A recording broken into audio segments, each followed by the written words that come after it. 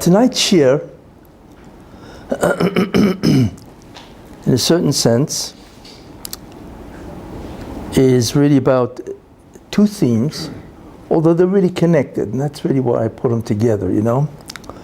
And that is that, you know, we just passed Tisha B'Av on Thursday, right? And the essential concept of Tisha B'Av, of course, is mourning. We mourn, we grieve. That's really what it's all about. It's about grieving about the loss that we have. So I wanted to point out certain very interesting things. Now, together with that, what I want to do is combine what is happening today. You know, people walk around, they're very confused, obviously. In many ways, they're very dismayed, because the world looks like it completely went insane, obviously. What is astounding about what is going on today is several ideas. The first idea is the changes that have occurred is astounding. You know, these changes are not merely changes, but they are destructive. They are sinful. They're immoral, unethical, whatever you want to call, you see.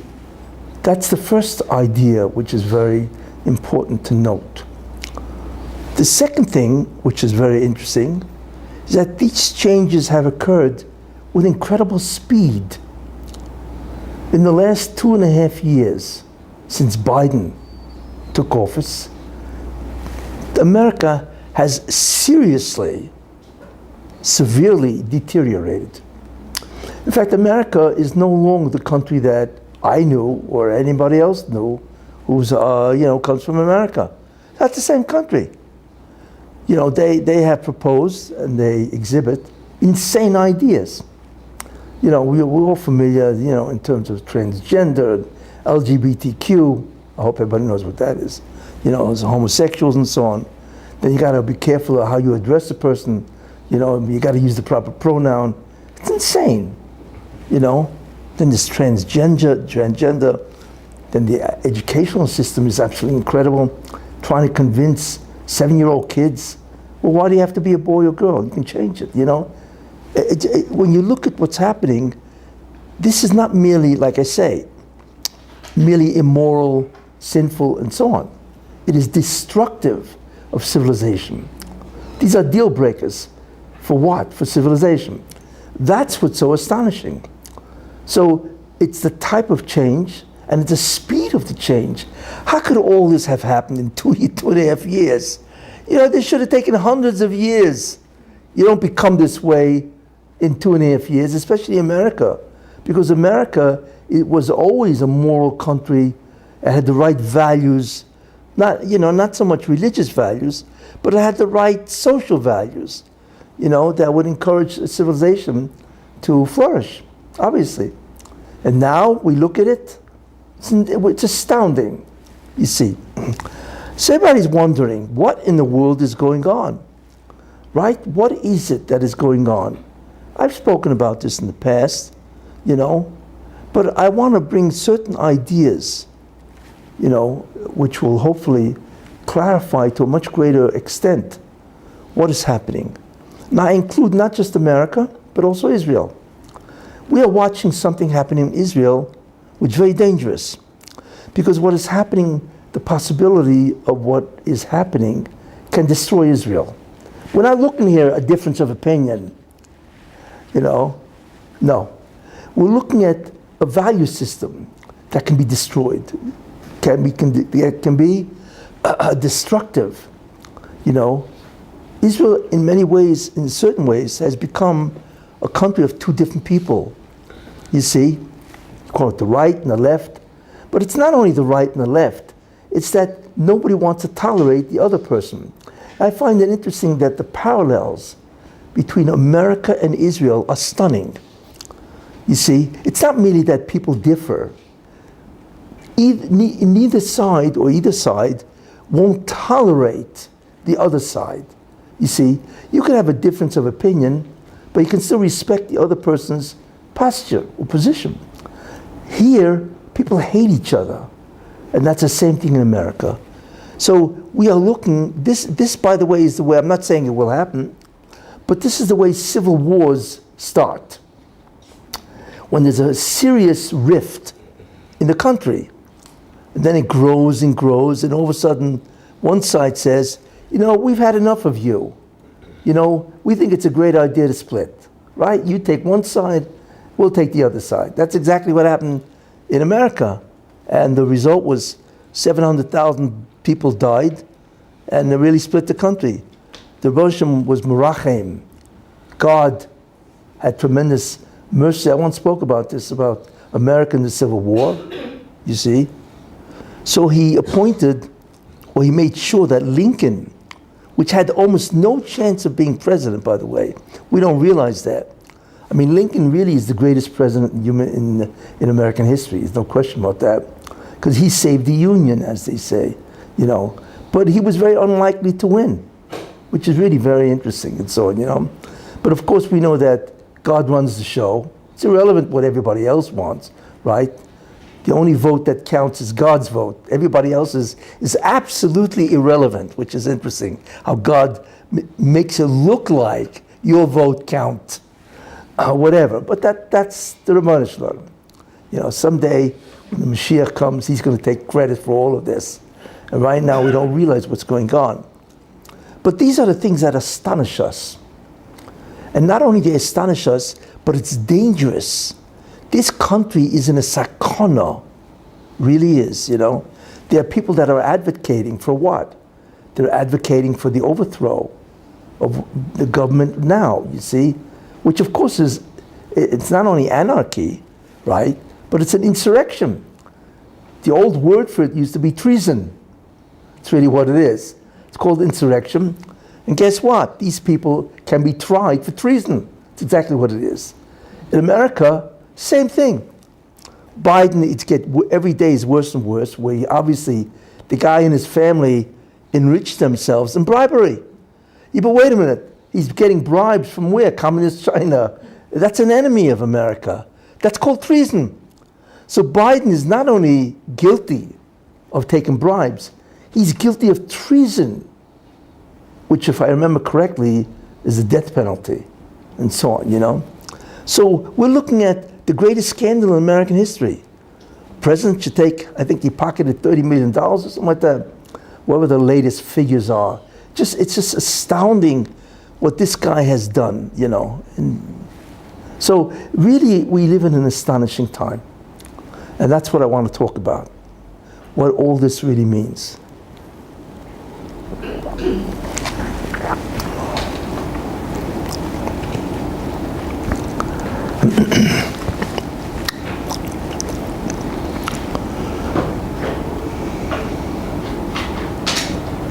But in order to understand what is really going on, you need an understanding really of what mourning is, what Tisha B'Av really was about. And there will be some startling concepts which most people are unaware of, right? And that's what's very important.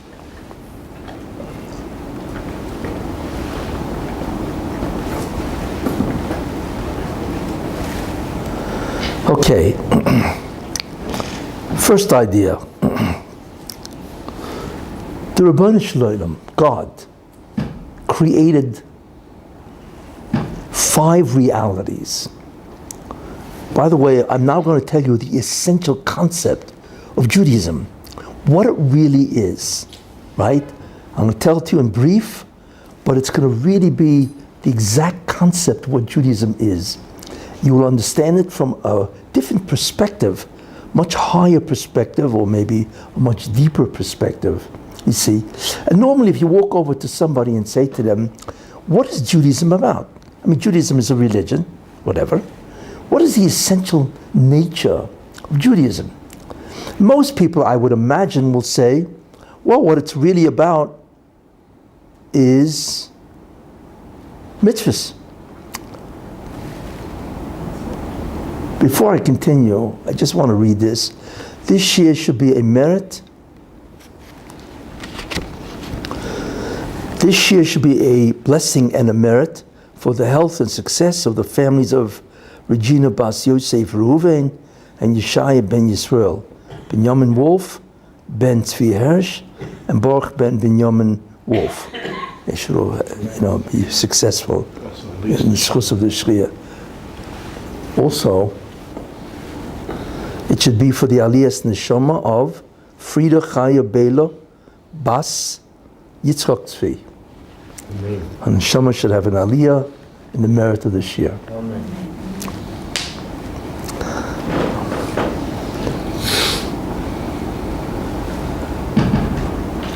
Yeah, so if most people answer, the essence of Judaism is the mitzvahs, right? It is the 613 commandments, right? That's really what it is, Matan Torah. That's really what, right? But I'll tell you something interesting. If that's what you think, you're really wrong. Not that you're wrong, right? But you are superficial. That's not really what it's about, you see, and you will understand exactly, what I say, and so on. In any case, the Rebbeinu Shalom, God created 5 realities, and we'll understand what that means. The first reality, which we have absolutely no comprehension about, is the reality called God. Now we have no idea of who He is, what He is, how He is, nothing. And that's a whole shiur in itself, which I think I once gave years ago. Who is God and so on, But there's a very distinct feature in that reality of God, okay? Without getting into too heavy about it, And that is the feature called Einod Milvadoi. God is, in the reality that God is in, actually, which is interesting, God is not part of reality. Sounds funny. Reality is part of God. And I'm not going to elaborate on that, but it has a whole different meaning and so on. God determines what reality is. You can't get more fundamental than that. In any case, but one of the things about the Rebbeinu Shalom, in wherever He is, whoever He is, as it says in the Kedusha, where is His place that we can praise Him and so on? Nobody knows. Nobody has absolutely any idea of where the Rebbeinu Shalom is, what He is, and so on.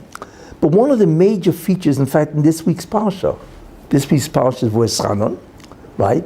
And this week's Parsha, it says an interesting pasuk, very profound. Ata horei soladas, you have been shown that you may know. Hashem Elokim, the Lord God is the Lord, which means the master, the director, the boss, in common parlance. Einod milvadoi. Besides Him, there's nothing else. Notice it doesn't say Einod kamoyu. There's nobody like Him. It says Einod milvadoi. Besides Him, there's nothing else. You see, and that's mamish, literally, not figuratively. Now, I'm not going to explain that. That's another shiur and so on and so forth. But that's a very important idea. That the only thing in the reality of God is that He's the only thing that exists. If you want to understand what that means, right? For instance, if I asked you, what did God create? Right? Because He created. Bereshis is all about the creation, which means He made things out of nothing. But you ever ask yourself, well, what did He make? You see? So we all normally assume that what God made is objects. Right? He made everything. And there are trillions and trillions of things. We talk about the whole universe, the whole creation, the angels, everything He made, right? But the truth is, He made much more than just objects. He made concepts. For instance, we say that God is a rachamim, which He is. He's compassionate, mercy. But do you know that mercy is a created concept? It doesn't exist with God. That's what Einod Milvadoi means. Besides God, there is nothing else. There's no concept. So how in the world can we envision anything about God if there are no concepts that exist besides him? You see, he has to create the concept called rachamim, mercy, and then he assumes the characteristic of mercy. It's incredible when you think about that.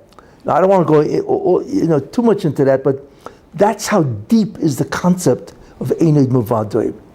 That nothing exists, any concept, in fact, in last week's Haftarah, Ve'amita damyuni Yom HaKodesh. And to who can you compare me? To what can you compare me? And I will be, says the Holy One. What does that mean? That means there's absolutely no word that is really him. It's a created concept that you can now use to describe him. If he hadn't created it, you could not describe him because you wouldn't even know the concept because it doesn't exist. It's an incredibly sublime idea. Now, that's one of the major features of God. Einod Mavadoy. Therefore, if you think about that, wait a minute. That means there's no concept called other. There is no other. There's God, and that's it. And so it's not only that there is no other objects and so on. There's no concept called other. So then how can God create? Right? Got that? And the answer is that he created a concept called other. He had to. Because if there's no concept, if there's no potential of other, there cannot be other. And therefore the entire creation can't even begin without that idea. So guess what? He created the concept called zulosoi. Besides God, there's something else. In other words, he created the concept called else. Right? That's what he did. That's to what extent God is. Now, once he creates, so the first reality is God. What is the concept called other? What did he create first? Now that there's an idea called other, that means other can exist besides God. What did he create first? And the answer is, the first thing he created, I'm leaving out the spheres, which are how God makes reality. Okay? What he did, the next thing he created is the neshama. The neshama, the soul of man or woman or whatever, the neshama is the greatest thing he ever made. We have no idea what the neshama is. We have no idea. When the angels get close to a being, a neshama, they shake because it's much greater than them, right? You are much greater than the malachim, right? We don't even realize that. And that's why you begin to realize how we treat each other is ridiculous. You know, if we would realize the value, the worth, the greatness of a soul, how could you talk Lashon Hara against another Jew? You don't realize who you're talking about. A soul which is infinitely greater than a malach. But we don't realize that. That is concealed from us. Very interesting. So the second reality is the reality of the souls. Zulosoi. That is the other that he created. Then God created a third reality. What reality is that? Ruchnius, spirituality. He created all the angels, and they are spiritual. They are not like the neshama. The neshama is divine. That's the difference. The malach is ruchni, is spiritual. You see, there's a big difference, like I said, between a malach and the neshama. But he created an entire creation, a universe of malachim, of angels. There are billions of malachim. Why? Because God does not want to show, initially anyway, that he's the director of everything. So what he did is he created a world, the spiritual world, right, where he can demonstrate that he has intermediaries. So it's the malachim that do everything under God's orders, right? They take their orders from God. But they do it. God does not want to demonstrate that even malachim don't really exist, and he gives them the power to do everything, you see. So that's a third world, the world of the spirit, which is interesting. You know, we think that, well, the ruchnius, spirituality, is the second. No, the neshama is first, that world, and the second one, and the next world, the third world, is the world of spirituality. Then what God did is he now wants to create a barrier where the neshama will not know the realities of God. It won't know. So he creates what's called physicality. And physicality has many different dimensions, you see. For instance, radio waves. It's physical, yet we don't see it, you see, because it's energy. Now nobody knows what energy is, but it's physical. Energy is a physical reality, right? It happens to be the most subtlest form of physicality, which is true. But it is still physical, right? Just like light. Light is physical, but it is so subtle, we don't see it, and so on. So God created the world of Geshem, physicality. What I'm telling you is, don't be mistaken, physicality has many, many different degrees, if you want to look at it that way. And he creates a physical being, and he inserts a neshama into that physical levush, clothing. It's really what it is. It's a costume, right? That the neshama is now in, and it cannot break out by the decree of God. Why does God do that? Because it wants to create a barrier.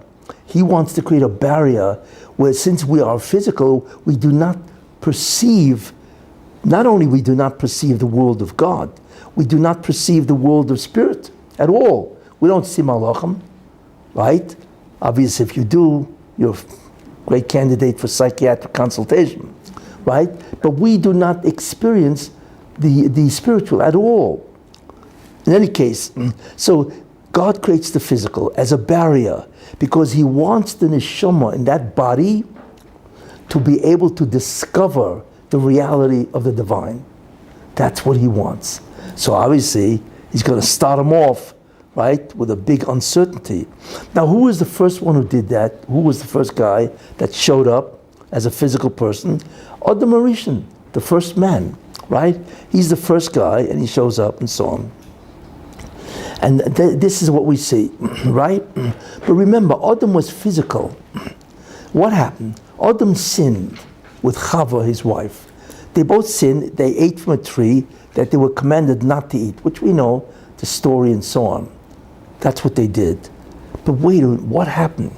Because I mentioned how many realities are there? There's the reality of God, the soul, the spirit, and the physical. But there is a fifth reality. It is called the satanic reality. It's the world of the Satan. The Satan is a malach that inhabits a very low reality, but it's a reality distinct from the physical. We're not familiar with it yet. Actually, we are in a certain sense. And that reality was separate from the physical. What Adam did is that when he sinned, he allowed the world of the Satan to merge with the world of Geshem. So now the reality that he lives in, Adam, is the world called Geshem Zoyamo. Zoyamo means the pollution, the contamination. Zoyama is a force, right? It's like energy in our world. In the world of the Satan, it's called Zoyama. It is a force that the Satan can project. And that's how he enters every human form. And you walk around with him in your mind as the Yetzer Hara. You see, but the Zoyama is very interesting. The problem with the Zoyama is that it will kill you. What is the essence of the Satan? The essence of the Satan, right, is called decomposition. He wants to remove, he wants to disassemble everything. That's what he does. He's an expert. He's called the demolition expert. That's what he is. That's why God told Adam Arishan, on the day that you eat of this tree, you will die. Because death is the ultimate decomposition, right? Unraveling of life. But what's interesting is not only all living things deteriorate and ultimately die, but even the world itself deteriorates.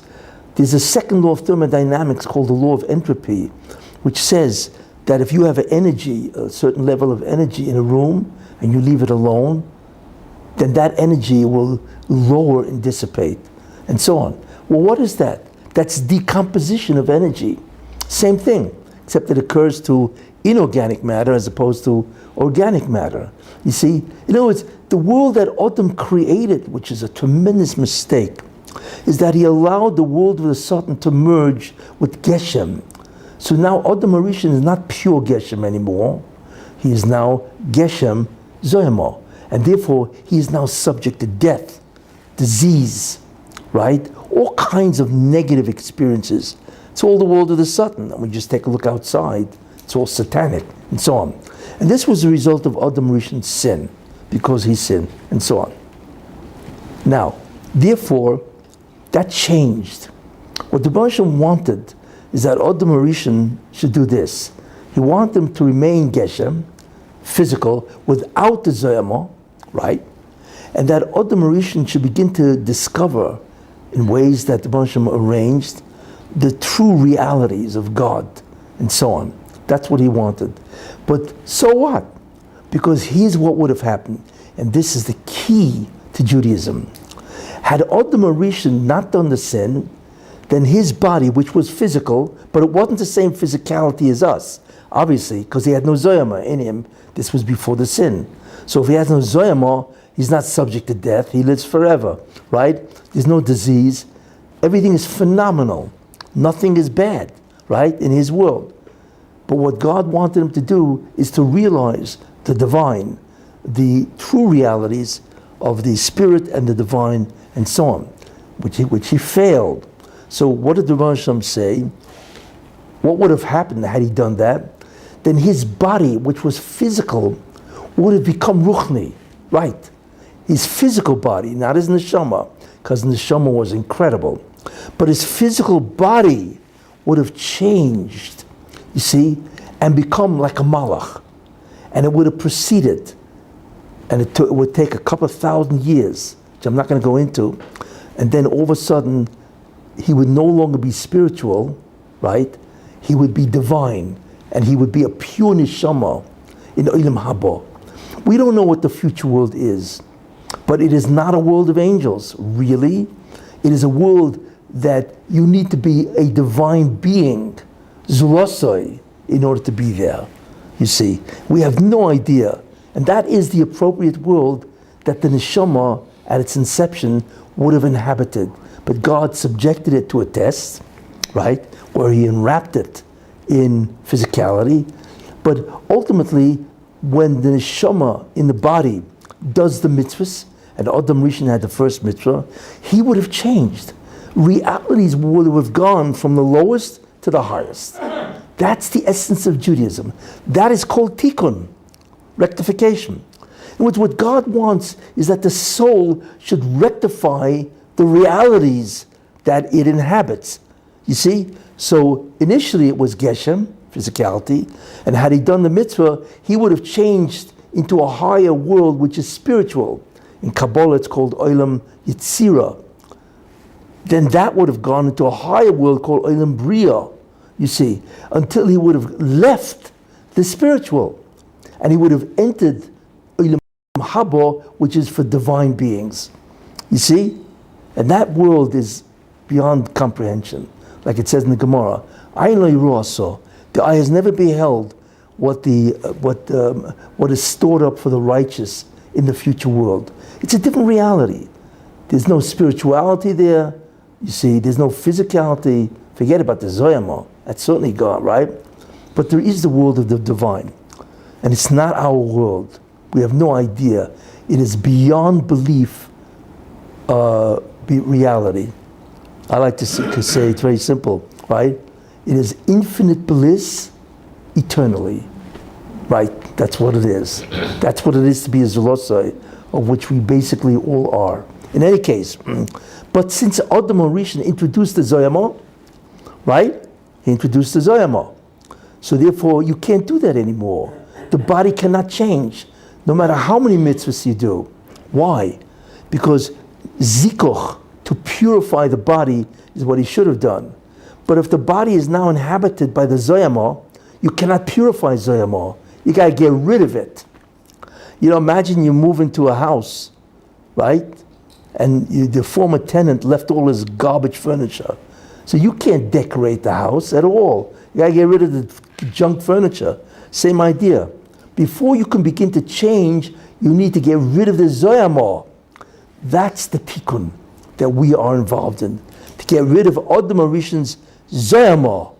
Then we become like Adam Rishon before the sin. You see? And the question then is, when is that going to happen? And the answer is, that is the Messianic era. Most people don't realize the Messianic era has two parts. The first part, where there's a Mashiach ben Yosef that fights the Zoyama. That's what his job really is, to get rid of the Zoyama. That's what he does. Okay, without getting into too much detail. But Mashiach ben David is different, because there's no death. Remember Tchias HaMesim? Right? What does Tchias HaMesim mean? You get up from the dead. Wait a minute. You get up from the dead, you're not the same guy that died, obviously, because you're not subject to disease or death or anything negative. Then who are you and what are you? And the answer is because Mashiach ben David, right, keeps away or gets rid of the Zoyama. And therefore the world is different. You become, or we become, like Adam Rishon before the sin. And we have no idea what that was. We don't know. Because we do not know what a world is without Zoyama. Very interesting. So therefore the essence of Judaism is tikkun, to change realities. So that's what it is. The only thing is Adam Rishon introduced a fifth reality. Well, actually he didn't create the reality, but he mixed it together with the physical, which is the fourth reality, right? Immediately barring the ability of the neshama to begin to change the body. It is the body that changes and becomes ultimately translucent, where only the soul now emerges and so on. So this is what happened.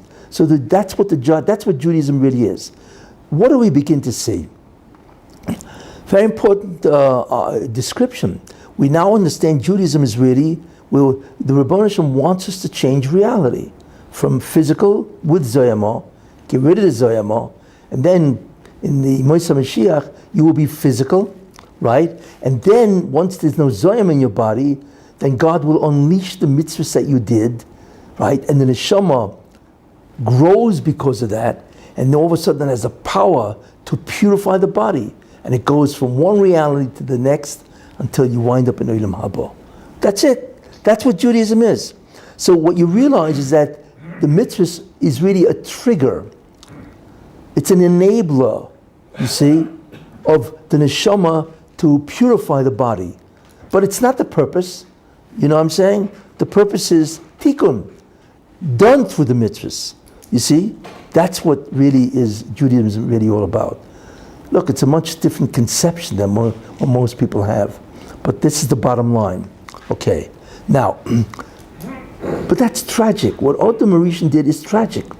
Because he introduced himself, he became Zoyama physical. So he died, obviously, but he invested all of that stuff into everybody else. So now we're all carrying around this Zoyama, right? And it wreaks havoc with us, as anybody knows. That's what life is. Life is to deal with the Zoyama, right? And so on, right? You know, imagine in a world that there is no Zoyama, there's no doctors, there's no hospitals, nothing negative ever happens. It's a beyond belief world, which is perfect. That's what Zoyama has done. Destroyed the tranquility of what the world could have been. Okay, that's the reality. Therefore, what do we see? What was the first tragedy? And really, what is tragedy? Okay, where do we learn the concept of tragedy? It's interesting. I don't think many people realize this. Where do we learn the concept of, who spelled out what tragedy is? What? Very good, Cain, exactly. Why? Because Cain said it. He said, Umiponecha, after he killed his brother, right? He said, God lavonim inside, that my sin is greater than I can bear, right? And he listed a couple of ideas, but one of them is Umiponecha esoser, and from your face I will be concealed or hidden. It means you're going to hide yourself from me. What is Cain saying? Richuk. And he realized that that's the greatest tragedy of all. When God says, you know, what you did is terrible, I'm leaving you. I'm going to have you go on your own. Obviously, you can't go on your own, right? Without God's input, you vanish, you see? And Cain realized that the greatest tragedy of all, right, is richuk from God. And that's why he says, and from your face I will be concealed. You think about that, what does this have to do with Cain? But Cain was a much greater being, the person that we imagine. That's why it's so tragic. And he spelled out exactly what the tragedy is of God. Leaving God, or rather God leaving us. You see? So what do we realize? Something which is shocking. Tisha B'Av. When was the first Tisha B'Av? Rosh Hashanah. Think about that. All right? Rosh Hashanah is when Adam Rishon was created and he destroyed the world in its previous form. Think about that. That's Tisha B'Av. Right? That's really what it is. We don't think of it that way.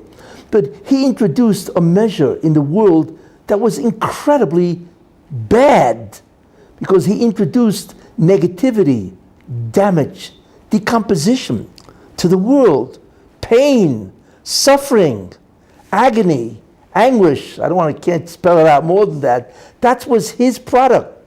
You can't mourn more than that, right? But the cause of all this is because since we introduced the satanic force of Zoyamah, that was richuk. All of a sudden, God, I'm out of here. You see? Because the Zoyamah and I cannot survive together, which is interesting. That's why if you're Tumah, by the way, what is Tumah? It's an interesting concept, Tumah. Tumah, I will tell you, is really Zoyamah, but on the surface. It's surface Zoyamah.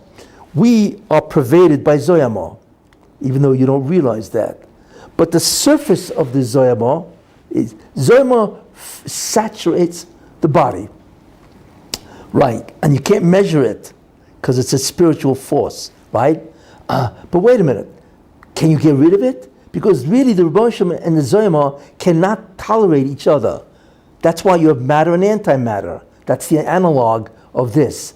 So God is matter and the antimatter is the Zoyamah, right? You know what happens when they get together is annihilation, right? That's really what the analog is.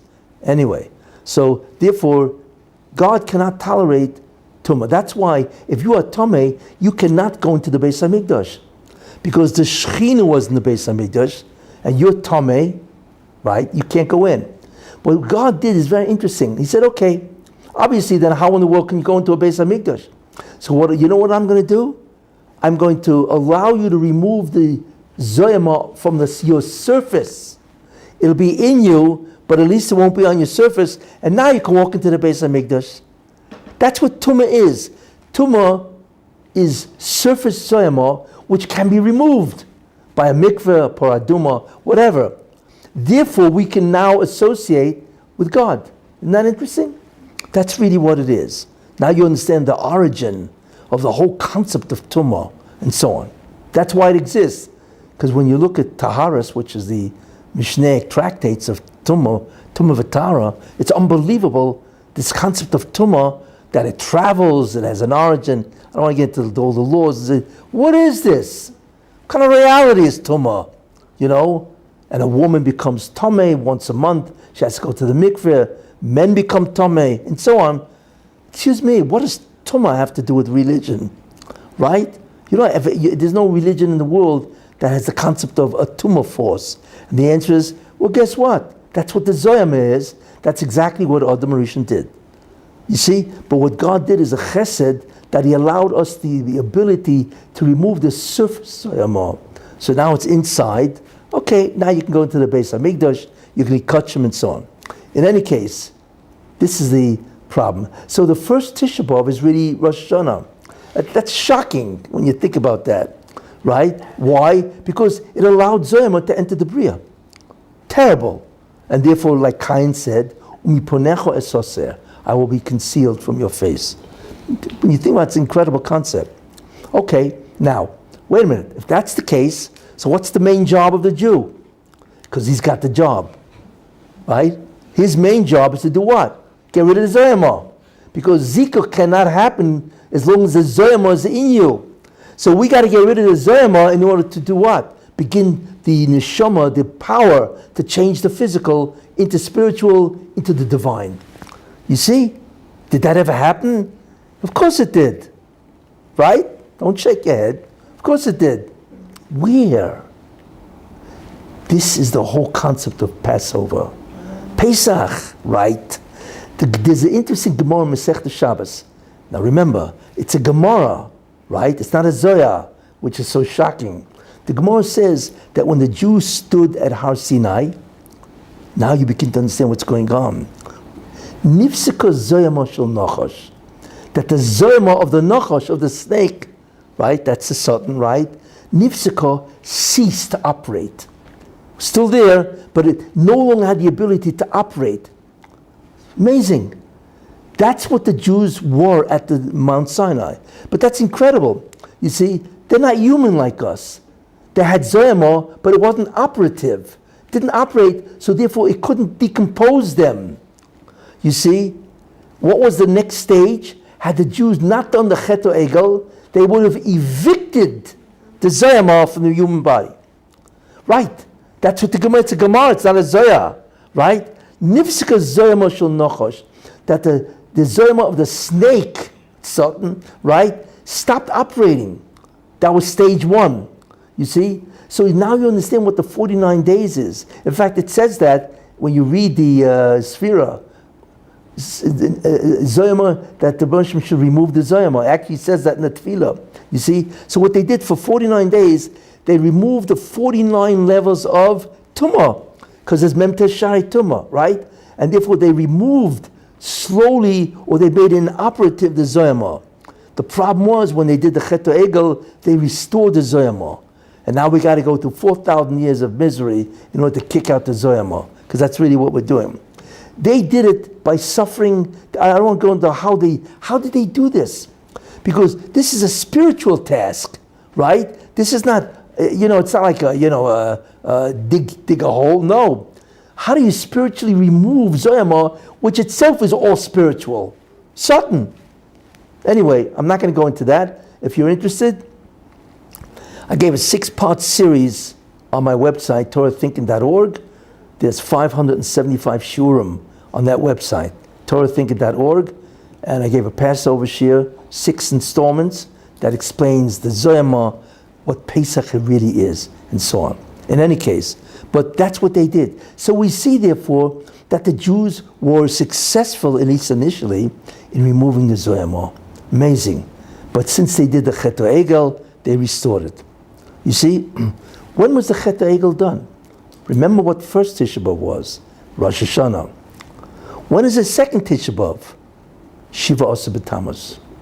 Right, the 17th day of Tammuz. Because that was the days that the Jews did the Chet Egel, the sin of the golden calf. That was when they did it, Yud Zayin Tammuz. And that's when we begin the 3 weeks, right? And therefore Moshe Rabbeinu took the luchos, the tablets, shattered them at the base of the mountain, right? So what was the real tragedy? It's not only that they did the sin of the golden calf and the luchos rishonos, the first tablets were shattered. What really was the problem is they restored the Zoyama. They restored the Zoyama. So guess what? Shiva Asar B'Tammuz is the second Tisha B'Av. It's really what it is. We don't realize that. See, we think that Tisha B'Av is worse than everything. No. Rosh Hashanah was the greatest Tisha B'Av, because that was a profound change. And the second greatest Tisha B'Av is Yud Zayin Tammuz. Right. It's the greatest day of tragedy in terms of Judaism, because they restored the Zoyama of Adam HaRishon. You see? It's amazing when you think about that. So Yud Zayin Tammuz is the second Tisha B'Av. And then, of course, finally you had the third Tisha B'Av, which is the destruction of the temple itself, which means the removal of the Shekhinah, the divine presence, and that had to go out. Where is God today? Right? Did he leave? No. He moved. Got a better apartment. I shouldn't say better, right? Where did he move? Where is the Shekhinah today? The interesting thing about that is God never left the Beis HaMikdash. But what he did is he moved to the outside wall. What is that wall called? The Kessin. You ever wonder why is it when you go to the Kessin, if you're Zoicha, you actually feel something. There's a presence there, some type of a presence. You don't know what it is, but it's different. You see, in front of the Kessin. What is that? That's the Shekhinah, the remnant of the Shekhinah that God still leaves there. Right, that's really what it is. So the Shekhinah moved to the end or the outside of the Kessin.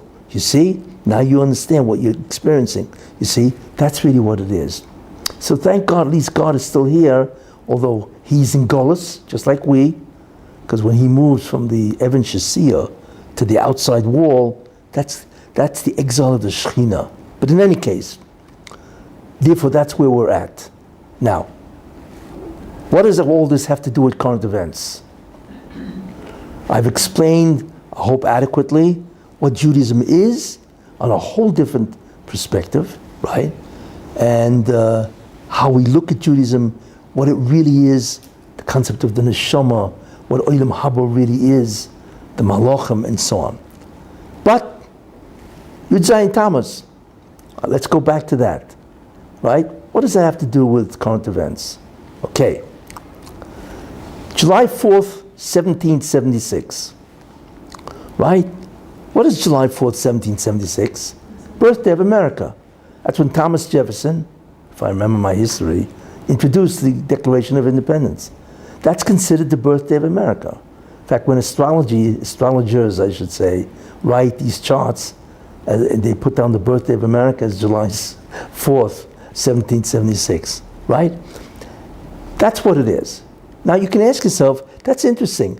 What was the Hebrew date of July 4th, 1776? Do you know what it was? Shiva Asar B'Tammuz. Right? So the question you have to ask yourself, that's interesting. Why? And this is all min hashamayim, obviously, that America was founded, was allowed to remove itself from Britain. All this is incredible hashgacha. Why would the Moshe allow America to be born on Shiva Asar B'Tammuz? For us, it's Tisha B'Av. And for them, it's the birth. What's going on here? Very interesting.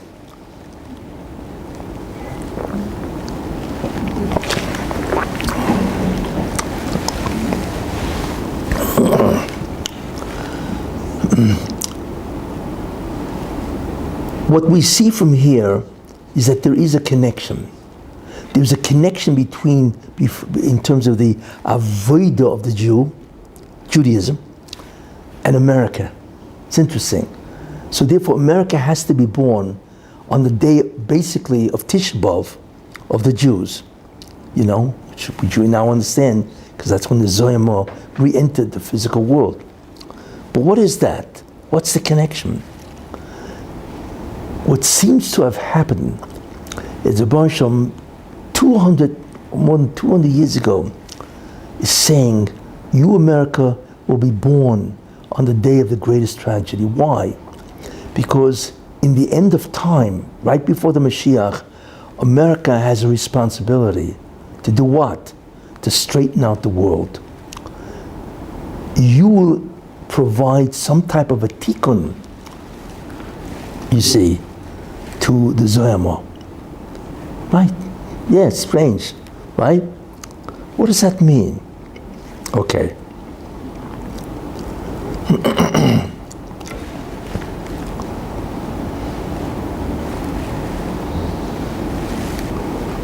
How much time do I have? As much time as you'd like. Because if you want the full story, it's going to take a while.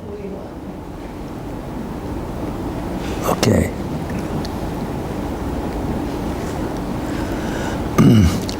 Rabbi Moshe Chaim Luzzatto says, he gives an example. How evil can the world become? How bad can it be? Right? And not only that, what is the evil at the end? Because he gives an example. Imagine you're in a house, and there's one window, and that window is painted black. But right now, the bottom window is open. So there's an incredible amount of light that pours in. That light that pours in, right, is the analog of the Shefa of God. That's how the world exists. God has to completely mashpia. He has to send forth a divine energy for the entire existence, creation, to be maintained. If he ever stopped for a nanosecond, even briefer than that, then the entire creation would instantly evaporate. Instantly. So it needs this constant input from God. So the Ramchal uses an example. So you got this window, it's open. So in the beginning of time, right, this window was open, the bottom half, right? And this light, which is the divine influx of incredible divine energy, was coming in. Great. But as the sins of mankind increase, what was happening? The window started shut, closing. So less and less divine energy enters the world, and therefore, when there's no divine energy, evil dominates. Evil always enters when God leaves, because that's the deal. It's like a seesaw, right? When one is high, the other is low. When God is filled, in the sense that he's completely there, then evil cannot in any way operate. But when God leaves, goes, then evil comes in and takes its place. I don't want to get into the whole formula, but it's basically called a reciprocal relationship.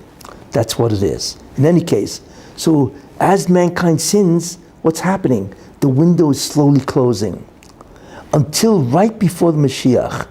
Where's the window? The window is 1 nanometer from the sill, which means that if it shuts, everything disappears. Everything. That's how bad it gets, right at the end. Incredible example that the Ramchal uses in the Maimah Hagula, the Seif and so on, right? That's what happens. So what he's saying is that the amount of evil that will happen in the end is akin to the window being 1 nanometer from the end. That's how dangerous it is, right? So what happens? Right before, and it's going to shut, because mankind's evil demands that it shuts. That's Midas Adin, attribute of justice. So all of a sudden, while it's heading down to the end, right? All of a sudden, the house has a door. The doors fling open, and the divine influence pours in.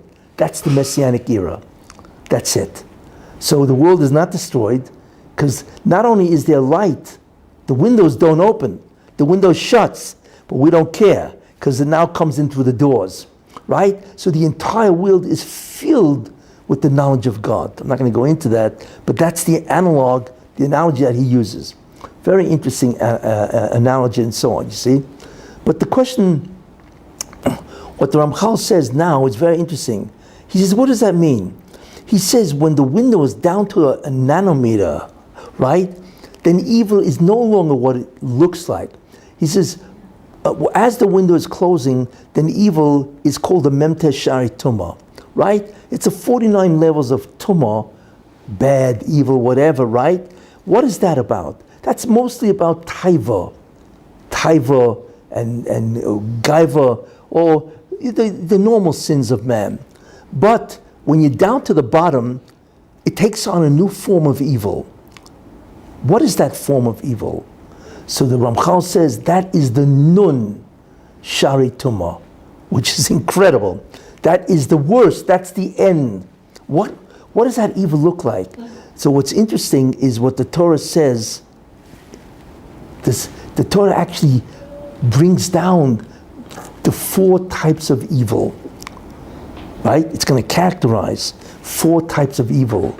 The Torah actually reveals incidents of that. Okay, the first incident, right, is the Dor Hamabel. What's a Dor Hamabel? Flood, right? So a lot of it was caused by Gezel, but there's an interesting medrash which I once mentioned, and the medrash says this: what sealed the fate of the Dor Hamabel, the generation of the flood? Why did God destroy the world? You see? And the answer to that is very interesting, because what the generation of the flood did is they didn't just sin, their sins were sins in which would destroy civilization. And God will not allow that, because he wants the world to continue. So God said, excuse me, you want to sin, that's one thing, but don't destroy my world. And they were doing that Why? Because they were stealing. There was no private property. It was just a, imagine all of a sudden, and you're going to laugh when I conclude this. But anyway, people were stealing left and right. I mean, everything was going on. But that's not what sealed the fate. What sealed the fate is this medrash, where the medrash says that when a man would want to marry a man or an animal, he would have to write a ksuba. Can you imagine that? What does that mean? You have to write a ksuba, that means it's legal. Yeah, it has to be recognized by the government, right? So God said it's one thing to have this kind of LGBTQ, homosexuality, it's one thing. But you want to legalize it and make it formally legal? Excuse me, that's the end of the world. There's no reproduction, it's crazy. That's sealed the gzera. So that's the first evil, right? The evil of perversions in terms of sexuality and so on, homosexuality. That sealed the gzera. That's number one. Second incident. So that evil is about what? To defy the edicts of God. It's defiance. The Hebrew for it is perikas oil, right? To overthrow the yoke. We're going to overthrow your commandments. We don't want that. Don't bother me. Don't tell me what to do. I will not listen to what you say.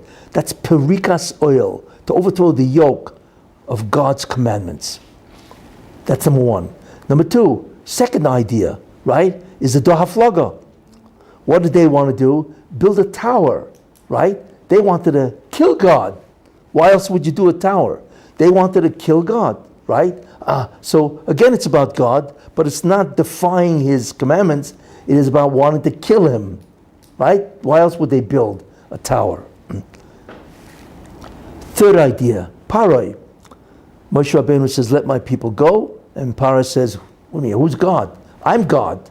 Because the pharaohs held they were God. So Paroi wants to replace God, right?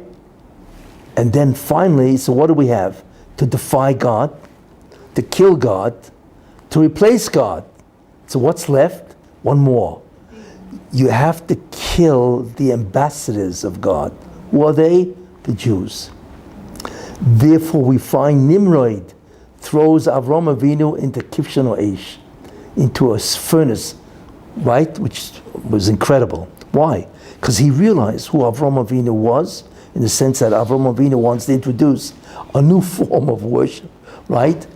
That's the fourth evil. So we see something very interesting, that in the end of time, the major evil of the world is against God. It's all about God. It's not even about their own taiva in that sense. They're into defying God, his commandments, right? They're into killing God, replacing God, and killing the Jews. That's it. That's the Nun Shari Tumah. You see? That's what it is. In any case. And it's amazing that the Torah actually tells us all about this. You see. Now let's check out the US. Today. Isn't it interesting? Right? I talked about Gezel, that they were stealing left and right. Well, guess what? If you need to shop, as long as you don't steal more than $1,000, they can't touch you. San Francisco, you know how many stores, big department stores are closing because the shoplifting is unbelievable. It's all Gezel, and they don't care. You see, it's insane what's going on in America, right? That's what's happening. So you talk about Gezel. Then, of course, what are we talking about? LGBTQ, right?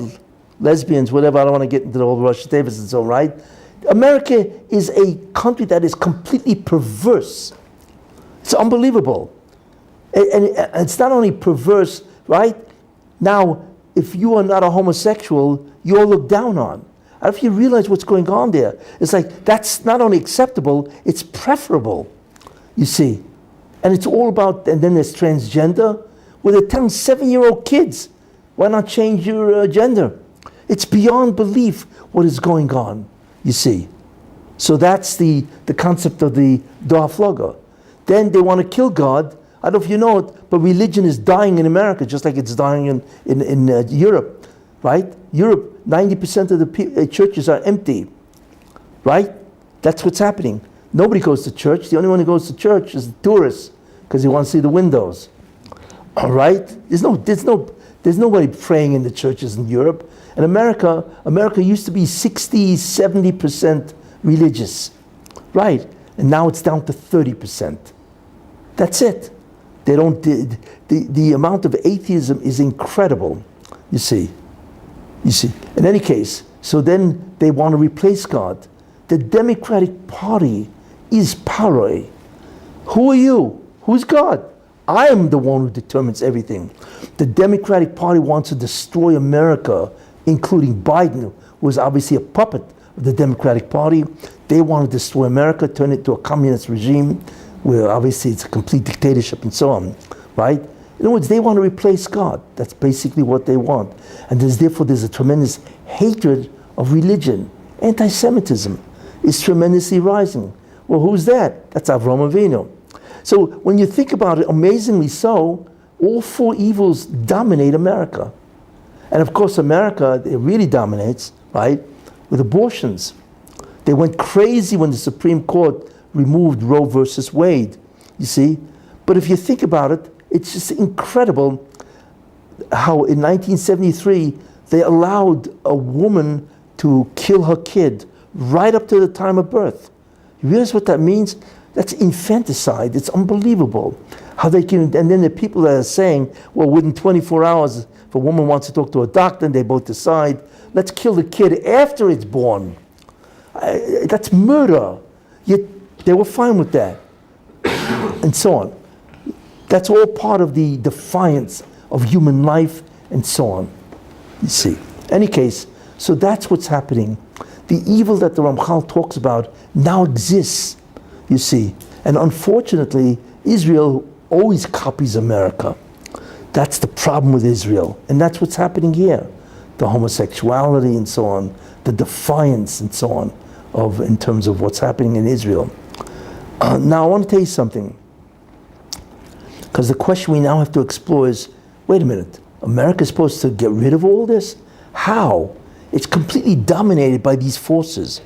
But I want to just talk about Israel first. You see, what really is going on. And this is the sakana of what Israel is in. You know, we think it's a war between who? Between the left and the right. Right? Or we think it's a war between the Supreme Court, right, and the Knesset. Right? That's really what the war is. No, it has nothing to do with that, really. Here's the bottom line. Ask yourself, and you begin to realize, you know, this concept called the reasonableness clause, right? The reasonableness clause. What is that really? Let me tell you how idiotic that concept is, reasonableness, and that this person who instituted Aaron Barak is a Russian Marusha, what he did. Why is it so bad? Because it can destroy the democracy. Take the Supreme Court in America, okay? What can they do? They can't make laws. They don't have the legislative ability. Only Congress can make laws. So what does the Supreme Court do? They can examine a previous law, which was already made, namely the Constitution, and is the Congress or anybody, are they adhering to this or not? In other words, they can only evaluate your behavior based on previous laws, but they cannot make laws. That's why America has three parts of their government. You see? What does reasonableness mean? Wait a minute. If the Knesset had voted for this concept called reasonableness, right, then I can understand that the Supreme Court says you're violating a law that was made by the Knesset. But the Knesset never made a reasonable law, right? They want to make a reasonableness law. Yeah, but wait a minute. You do not have the power to legislate. You do not have the power to make a law. So wait a minute. They are usurping the ability to make laws from the Knesset. That is not only, it's not unconstitutional, there is no constitution, but it's absurd. It's anti-democratic because the Supreme Court is not voted in by the electorate, by the people of Israel. They're selected in this ridiculous manner, you see, which is unheard of in any country in the world. So it comes out that the concept of reasonableness is completely anti-democratic. You see, because there's no law that you're violating. Therefore, And they can a judicial system can only evaluate if you are adhering to a law. But if they could cancel a law because it's not reasonable, I mean, if you can cancel a law, then you can make a law. It's the only one who can do that is whoever has a legislative ability can do that. But the Supreme Court shouldn't have that. So along came Aaron Barak, and he said, well, there's a new concept called reasonableness. We, the great minds of the century, can actually determine, right? We are godlike. We can actually determine that what you're doing is not reasonable. Excuse me, not only is it not based on a law, who are you? Who are you guys? What, like they say, are you a mob Ravashi? Who are you? That you can determine what's reasonable, you know? You're basing it on your values. Who cares about your values? It's all left or atheistic or agnostic or whatever. You're going to tell us what's reasonable? Who made you the arbiter of what's reasonable? The whole thing is absurd. Yet he got away with it because the Knesset allowed Barak to do it because they realized that they needed Supreme Court as what? They weaponized the Supreme Court with this crazy reasonableness. It's not a law, it's a clause. You see? That's what they did. So the whole concept doesn't make any sense. The whole concept of reasonableness is anti-democratic. There's no country in the world that has this ridiculous law. You see? Because the Knesset never passed such a law. So what are you evaluating? Nobody's breaking anything. You know, and you, the solemnic, wise Supreme Court, who are you to decide what's reasonable or not? You know? I love these guys. There's 12 guys versus 120 in the Knesset. So these 12 guys are more seichelig than the 120 in the Knesset. What an act of gaiva. What an act of hubris, as they say. It's beyond belief. Now, if that's the case, if the whole thing is insane, right? So why is there such a significant amount of people, right, that hold that if you remove the reasonableness laws, then you've destroyed democracy? What's going on here? That makes sense. You know, it's like literally it's an Alice in Wonderland scenario. If you remember what Alice in Wonderland was all about, right? Off with his head. But why? No. Off with your head. It's like, it's a very famous allegorical book with the whole, it was against the British. The whole society was insane, right? So you can't believe what's happening. That's what's so incredible. Why is there so many people that hold, you know, and they're willing to fight to the death? You see? Let's have a civil war. Over what? You guys are destroying democracy. And what's the answer? Because it has nothing to do with democracy or anti-democracy. Nothing. It is a war of the Erev Rav against God. And they realized that the only ones who can shield them and remain in power is the Supreme Court. It is a fight to the death. Who is an Erev Rav? What is an Erev Rav? An Erev Rav is a Jew who is a leader, not the regular Jew, right? He is a leader that nullifies Maimed HaSinai. In other words, of course there's Judaism, right? Right? But it's not the Judaism of the Bible. There's no bond or an agreement between us and God. Not at all, you see? Then what is Judaism? I'll tell you what it is. It's gefilte fish, right? It's matzah brai. It's knedlach. That's what Judaism is, right? Of course the Bible is great literature, but so is Shakespeare. You see, they want to remove the entire bond with God. And that's really what Judaism is. You take away Maimed HaSinai, we're like everybody else. We just have culture, and that's it, right? That's what an Erev Rav is. And we all know the Erev Rav. The left is Erev Rav. This is their last stand, because they realize, we've just lost our major defender. Because they are the ones, they've weaponized the Supreme Court by the reasonableness clause. That's why people are irrational. It doesn't make sense. I mean, Jews are smart people. What are they doing? But they realize that they're finished. You see? They realize that. And therefore, it's a fight to the death. And they even take a position which is irrational. That makes sense. You see? That's why. Again, why? Because what the Ramchal says, in the end of time, It is the war against God. Forget about anything else, right? Are we going to follow God's dictates, or we war with him? We kill him, we replace him, we defy his commandments, right? That's what it's all about. You see, don't even think that it's a war between the right and the left. It's a war between the Erev Rav, which is the left, and the government, which is right. Not that there are parts of the right that are Erev Rav. Don't think that the right is all tzaddikim. But certainly the people that represent God and his Torah and his mitzvahs and so on, right? It's a war against them. They don't want to be dictated to by anybody else. That's what you're looking at. And it could therefore, because it's a fight to the death, you see, for the existence of either side, it can easily turn into a civil war. That's what's happening in Israel. Same concept. It's the Nun Sharei Tumah, the war of God. It's nothing else. It's not political. It's a war of values. That's what it is. Look, I'm just showing you by demonstrating what is reasonableness. How unreasonable is the reasonableness clause. It's ridiculous. You think about that. And you should know there's no country in the world that can pull off that stunt except Jews. Yeah. Because that's how much, when a Jew hates God, you can't believe the lengths that he will go to destroy God. Anyway, I don't want to get too involved in that. Anyway, so the question now is, wait a minute. America, how is America going to do it? So the concept that I mentioned means that America will ultimately do what? The final battle between good and evil will be in America, not Israel. Although, it is happening in Israel because the real enemy of the Jewish people is the Erev Rav. But the real battle is in America, as we will see. Where do we look for a hint? That is the question. Now the question is, what's going on in America? It's insane.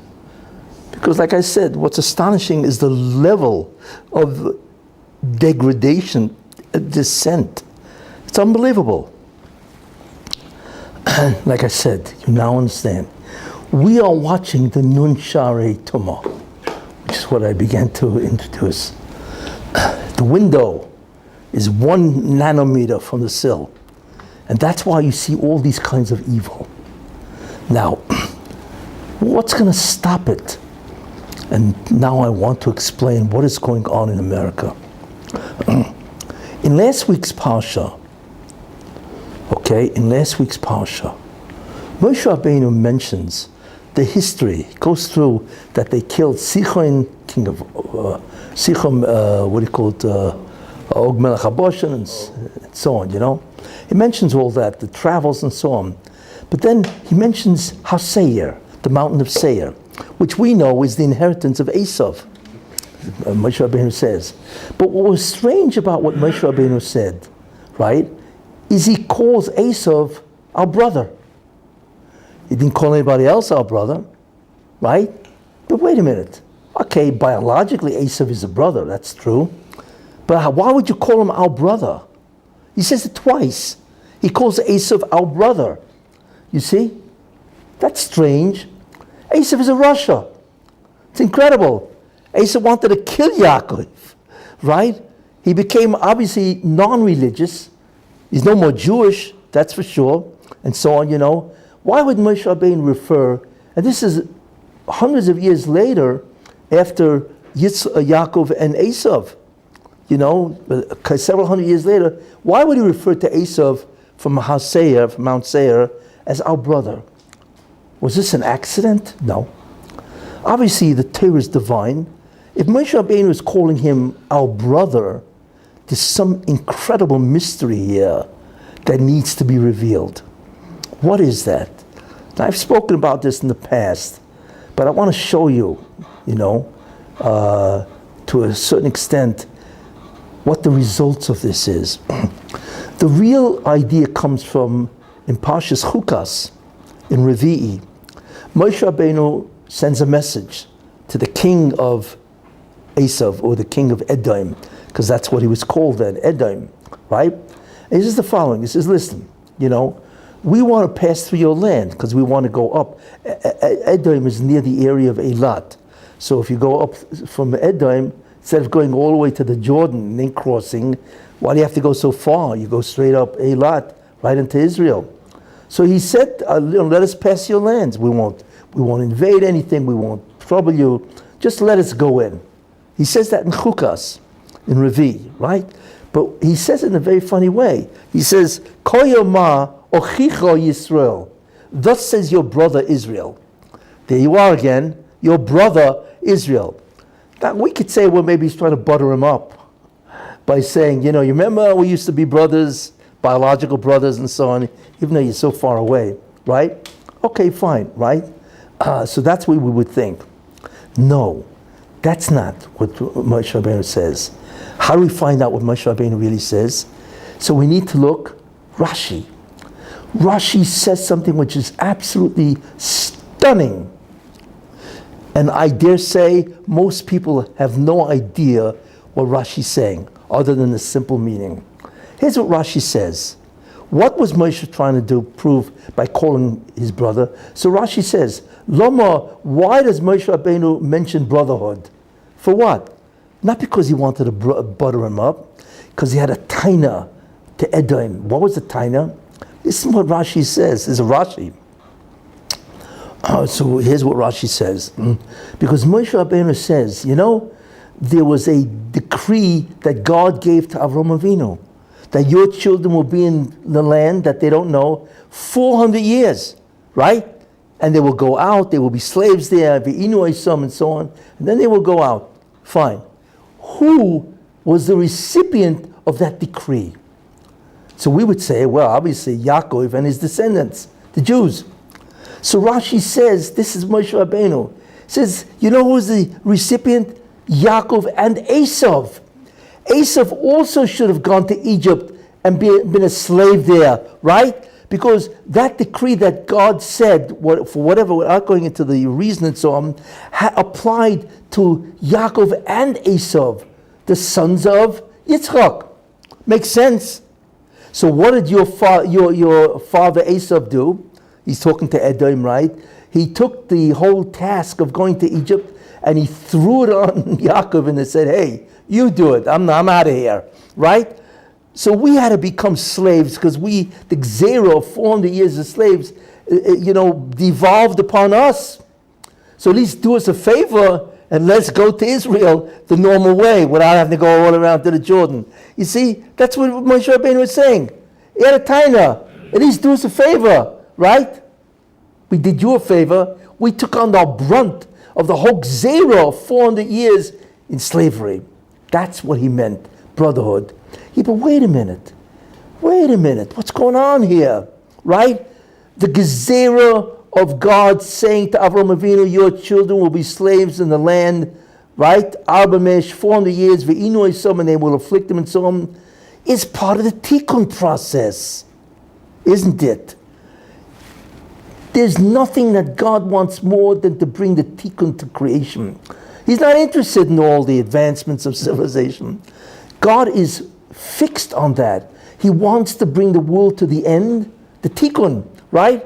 And who is the one who does the tikkun? The Jews.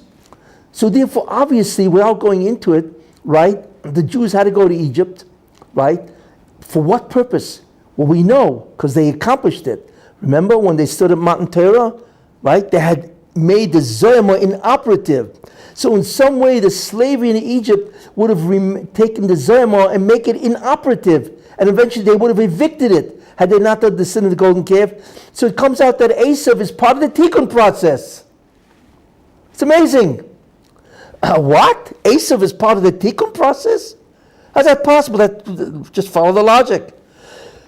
According to Rashi, which is really a medrash and so on. So we have to understand that. Why would Esav be part of the tikkun process? Which means he was equal to the Jews. Because he had the same avodah. Isn't it? Isn't that incredible? And the answer is this. How many of us were there? 3. Avram, Yitzchak, Yaakov. How many Imos were there? 4. Do you ever wonder why? Right? Sarah, Rivka, Rachel, and Leah. why are there 4 Emois, matriarchs, and why are 3 patriarchs? And the answer is because what? Because there are really 4 patriarchs. Avram, Yitzchak, Yaakov, and Esav. Esav is an Av. Realize what kind of neshama he had in order for him to be a patriarch? You see, Esav was an Av. In fact, what's astounding is the Medrash says that had Esav done his job, right? And what was his job? Ish Sadeh, to go into the field. Doesn't mean to go into the field and hunt. It means to go into the field, into the world, right? And withstand the evil of the world and try to make the world righteous. Kiruv. That was his real job, right? That's part of the tikkun process. And what was the process, the job of Yaakov? Yeshiva Holam. To sit and to learn Torah, to bring spirituality down. And Esav's job was to spread that spirituality into the world. That was both. It's very interesting what their jobs were. You see? But what happened, of course? So Esav was an Av. In fact, like I said, the Medrash says, had Esav done his job as a patriarch, then Yaakov would have had how many Shvatim? 6. And Esav would have had 6. You realize what that means? Esav would have had Shvatim. Why? Because he would be at least the equal of Yaakov. And there's a Paneach Raza who was a Rishon that says if you look at the gematria of Esav, it's twice Yaakov with a Vav. Twice. Double. Why? So he says something incredible. That gematria means that if Esav had done his job, he would have been twice as great as Yaakov Avinu. Can we imagine what he would have been? What do you mean Yaakov Avinu? We don't even understand Yaakov Avinu. Esav would have beat him twice. He would have been twice as great as the greatest of. Did you imagine? And there's a tremendous amount to dwell on, which I'm not going to do. However, I've given many lectures about Yaakov and Esav. You can find them on my website, TorahThinking.org. But this is what we see, you see? So what happened? Well, like anything else, Esav had free will. He rebelled, and that was it. He threw off the yoke. That's what he did. So Esav is the story of an Ov that bombed. That's what it is. That went off the derech, right? What do we call him today? I forgot what you call him in Israel, whatever. You know, guys go off the derech, and so on. In any case, so what happened? So finally, Yaakov comes to get the brachas, right? And then Esav walks in right after that. I'm skipping a lot, right? And Esav says, well, where's my blessing? So Yitzchak says, excuse me, who are you? Right? And Esav says, what do you mean, who am I? I'm your son, your firstborn. I'm Esav. And he started crying. Now, I want to tell you something. Yitzchak loved Esav. The Torah testifies, for Yitzchak ohev es Esav. He loved Esav. And he realized Esav was now gone from the tikkun, which is the Iker Olam Haba, right? Imagine your son comes home and he says, I can't stand it. I got to quit yeshiva, right? And I want to go leave altogether Judaism. Your heart would break, right? So therefore Yitzchak, imagine the pain that he had because Esav was about to leave and he was, not leave, he already left, but he was finished because now Yaakov took the brachas, which is the real tikkun, blessings of tikkun. So what did Yitzchak do? Brilliant. He says, wait a minute. There are 2 jobs Jews have. One is to do the tikkun, through the mitzvahs. But what happens when they sin? Right? So they have to suffer for a kapara, for an atonement. So you know, Esav, I'm going to give you the job that if they sin, you're going to punish them. You will persecute them. So you will bring a kapara to Yaakov. Wow.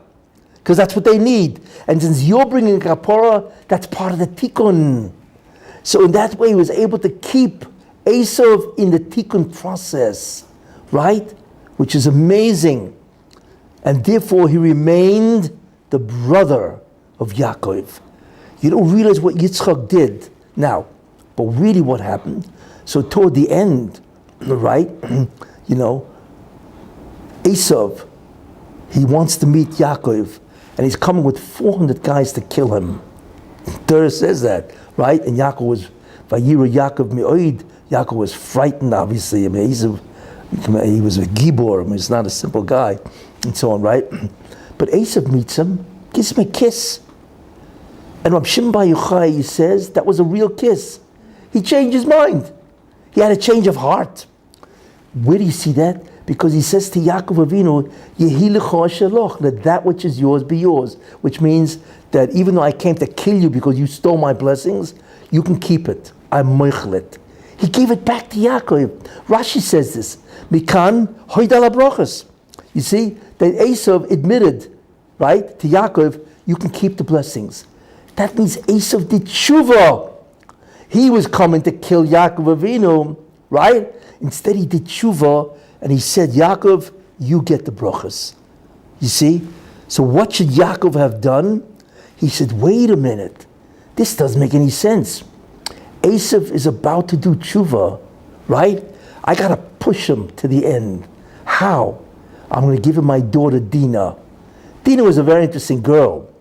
She was a yatsonis, which means she would go out by Teitzei Dinah, Lyricis Haaretz, right? Dinah was the first Kirov, besides Avraham Avinu and so on. So what Yaakov should have done is give him Dinah. Dinah would have straightened him out. She would have made him from Esav, because he was right at the doorstep of being returning to Judaism. Now, do you have any idea what the significance of that is? I'll tell you. If Esav became religious again, right, he would have been, right, Esav would have married who? Right? Dinah, because Yaakov would have given Dinah. But if he marries Dinah, then they would have had Osnas. And Osnas married Yosef HaTzadik. So it comes out that the father-in-law of Yosef HaTzadik would be Esav. He'd be his father-in-law. Right? That's number one. Number two, could you imagine the joy that Yitzchak would have had that his son is back in the fold? What a kibbutz over aim that he would have accomplished, Yaakov would have accomplished. And that anyway was always a defect in Yaakov, the kibbutz over aim, which I don't go into the whole thing, and so on. But imagine what he would have brought to his father, Yitzchak, that Esav is now back into Judaism. And not only that, right? Esav became, who did Esav become? Edom. What did Edom become? Rome. There would be no Rome against the Jews. The whole human history would have changed, right? If Esav would have done tshuva. But Yaakov did not realize it. Whatever. And the Baruch Shem, as a baskol, came out and said, what do you mean? You should have given your daughter Dinah to Esav. You see, which is incredible when you think about that. What do you mean give your daughter to Esav? Would you marry off your daughter to the mafia? Of course not. What kind of shidduch is that? So why is God having tarumas to Yaakov for not giving Dinah to Esav? He's a Russia. Because of the fact that Esav was about to do tshuva. And Dinah could have brought him back completely.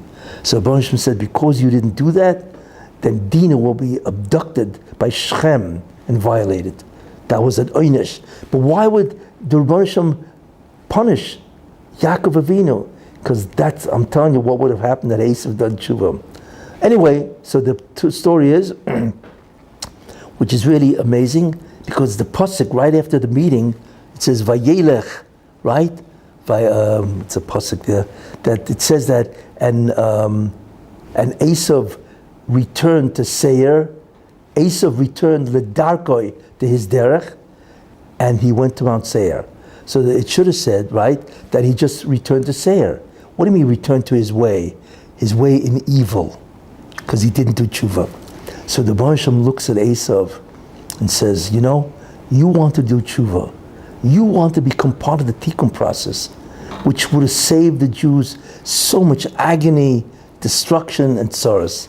So therefore, fine. But remember one thing. The prophecy in the beginning of Toldos says Rivka was having tremendous problems.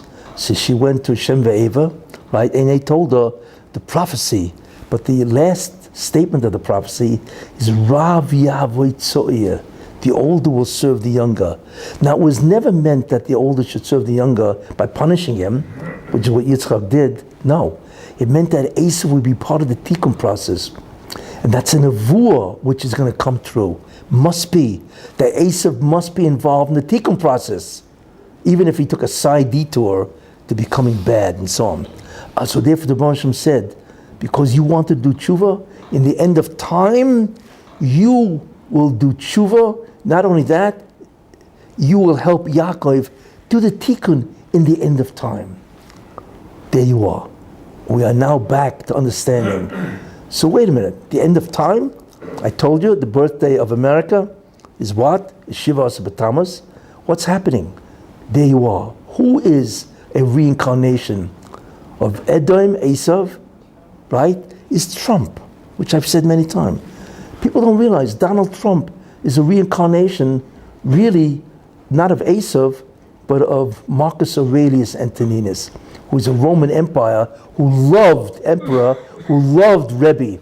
The Gemara talks about Marcus Aurelius Antoninus, the Torah calls him, and Rashi brings him down many times, that he is the perfect partner to Rabbi. The Jew, Rabbi, and the Emperor of Rome, Antoninus. And Antoninus is a Roman emperor. You know what a president of the United States really is? He's a Roman emperor. You even have the same symbol, the eagle, and so on. In any case, so Donald Trump, as far as I'm concerned, is Antoninus. Come back, and he will solve the problem. The evil, right, of the window closing. Now, did this happen? It's incredible. Donald Trump, and it's interesting how it started. In June 16th, Donald Trump came down the escalator, right? And he declared he's running for president, and everybody cracked up. He was the comic relief of the election. That's who Trump is, right? Everybody said it's impossible.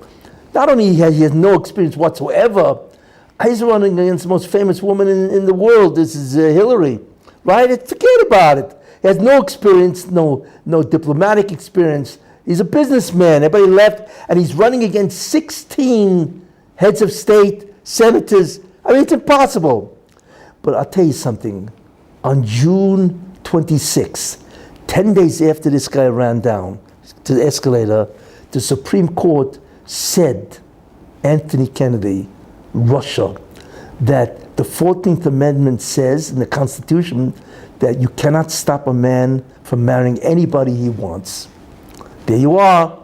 LGBTQ started 10 days, right? And they've been arguing about it for a while. So finally, after 10 days, the world resorted to the Dor HaMabul. Not only, remember I told you what sealed the fate? That if you want to marry a man or a behemoth, bestiality, you got to write a ksuba. That's exactly what happened 10 days after he was running, or he declared his candidacy. You think that's an accident? What was the problem? Because Kennedy, being the fifth guy to vote for it, constitutionalized LGBTQ.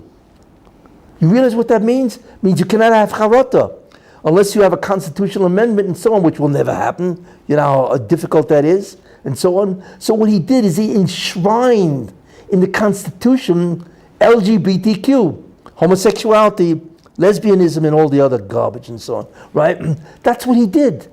But when the Rebbe looks at this, what are you doing? At least you could have charata, but you can't because it's constitutional. And therefore, I must bring Esav, Edom out, and he's going to begin to change. And therefore, I realized about a month after he came down that, wait a minute, who is this Trump? It's a joke. But I realized, for whatever reason and so on, that this guy's Edom, he's Esav coming back. Rav Yavitzoi, he's going to be tremendous for the Klal Yisrael. And that's exactly what happened. He was tremendous, right? He's the greatest president in the United States history, right? To be behind Eretz Yisrael. I mean, think about it. You know, the Golan, Yerushalayim, well, he stood up to the Arabs. It was incredible. All the things, if you recall, you know, how he stood up to the Arabs. He stood up to the UN. It was like he was in love with the Jews. And the truth is, he is. The Russian made sure that he would know who the Jews. First of all, he gave him billions of dollars. So he's going to have to now defend himself with all the lawyers because he's being indicted. He's a very, very wealthy man. He was in real estate, and we know who's in real estate in New York. It's all Jews, right? He made sure, not only that, Ivanka, right? She's Jewish. She could have a bar mitzvah. You heard that he once went over to Ivanka and said to him, you know, I want to become Jewish. So she said to him, what do you mean you want to become Jewish? Well, because the Jews, they're great, right? So she said to him, excuse me, you can't become Jewish. So he said, well, why not? So she said to him, who am I going to sell my chametz to? I don't know if she really did say that, but we see that he loves Jews. It's incredible because he defied American interests in the things that he did. Therefore, Trump is really Esav doing tshuva. In fact, it's always interesting to look at him. He's always red. He wears red ties. I mean, it's like he's got a complexion of red and so on, you know. But people say, what do you mean? How could Trump be a Gilgal of Esav? He's a Baal Gaiva. He's a Baal Taiva. Come on, right? And who are you talking about? The former Esav used to be an Ov, right? But I tell him, you're making a big mistake. Esav had 3 meters, tremendous Gaiva, tremendous Taiva, right? And so on. But he's also a fraud. He's an imposter. He's Meshaker. He fooled Yitzchak, right? Trump, whatever, if he's a Gaiva and a Taiva, but what Trump is not is a fraud. He's honest. He's honest. He tells the truth. And he genuinely likes people. Whatever. That's the main midah that Esav had, which destroyed him. Is Murama Bepeh, as they say. Like it says in the Torah, Kitzayid Bepiv. He's a fraud, imposter. In any case, and that's what he's done. We see what he's done. Now you may say to me, wait a minute, and I spoke about this once, you know, wait a minute. If Trump is a Gilgal of Aurelius Antoninus, right, then how come he got booted out by Biden? What happened? Why didn't it end? Right? Which is a very powerful problem in terms of Biden and Trump. You know what the answer is? Look at the Chumash. It's got all the answers. When Moshe Rabbeinu, who is Moshe Rabbeinu? He's the Mashiach. God appointed him to take the Jews out. That's the Messiah. And then to give the Torah, right? That's the Mashiach, right? What happened? Moshe Rabbeinu comes to Paro, right? He says, let my people go. And Paro says, you know, they're lazy. Now let them gather straw. Which means he enormously intensified the suffering of the Jews for months. You see? But why? In fact, Moshe Rabbeinu didn't understand that. He ran back to God and said, Lama hare oiso lo hazeh. Why have you done evil to this people? What was the problem? Now, Moshe Rabbeinu certainly was right in that sense that, what do you mean? I don't stand. You send me to take them out. I got worse. But what Moshe Rabbeinu unfortunately made the mistake was, wait a minute. You can ask God, why are you doing this? Because it seems to contradict what you sent me for. But he knew that. He said, Loma hare oiso. Why have you done evil to this people? That means he judged God to do evil. And Rashi brings down the whole thing. And you can't do that. You cannot be mahari after his midas. You cannot in any way ascribe what God does as being evil. We don't understand why. That was the mistake Moshe Rabbeinu made. But in any case, he certainly was perplexed. And the truth is, you know, why did God do that? And the answer is this. Because if the Mashiach comes, because the world has reached Memtesh Shari Tumah, the world has reached the 49th level of Tumah, and what we see now is entering the 50th, right? Remember when I said about the Ramchal? Therefore, wait a minute. The Messianic era is a glorious era. Unbelievable. No death. Everybody's wealthy. It's incredible, right? It's called utopia, right? Much greater than utopia, you see. So guess what? The Satan, he gets up and he has a right to because he defends justice. He says, wait a minute. They're in the Memtesh Shari Tumah. The Jews in Egypt are on the 49 levels of Tumah. You want to bring the Messianic era? Come on, you can't do that. They don't deserve it. And he's right.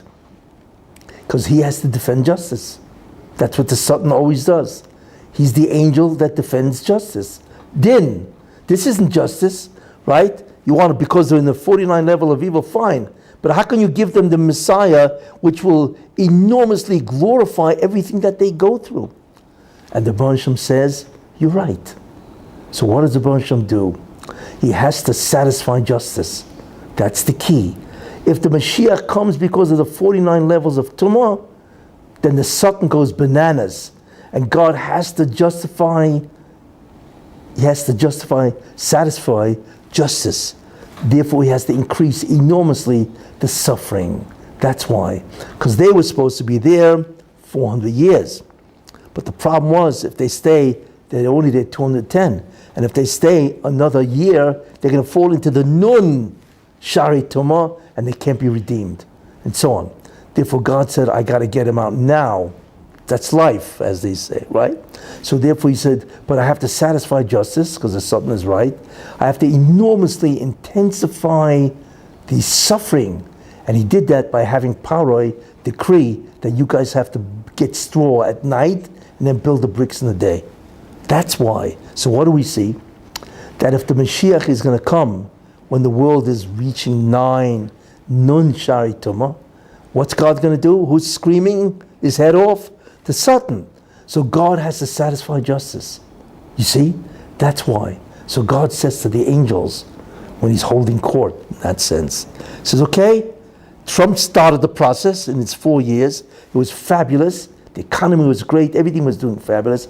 And his relationship with Israel was incredible.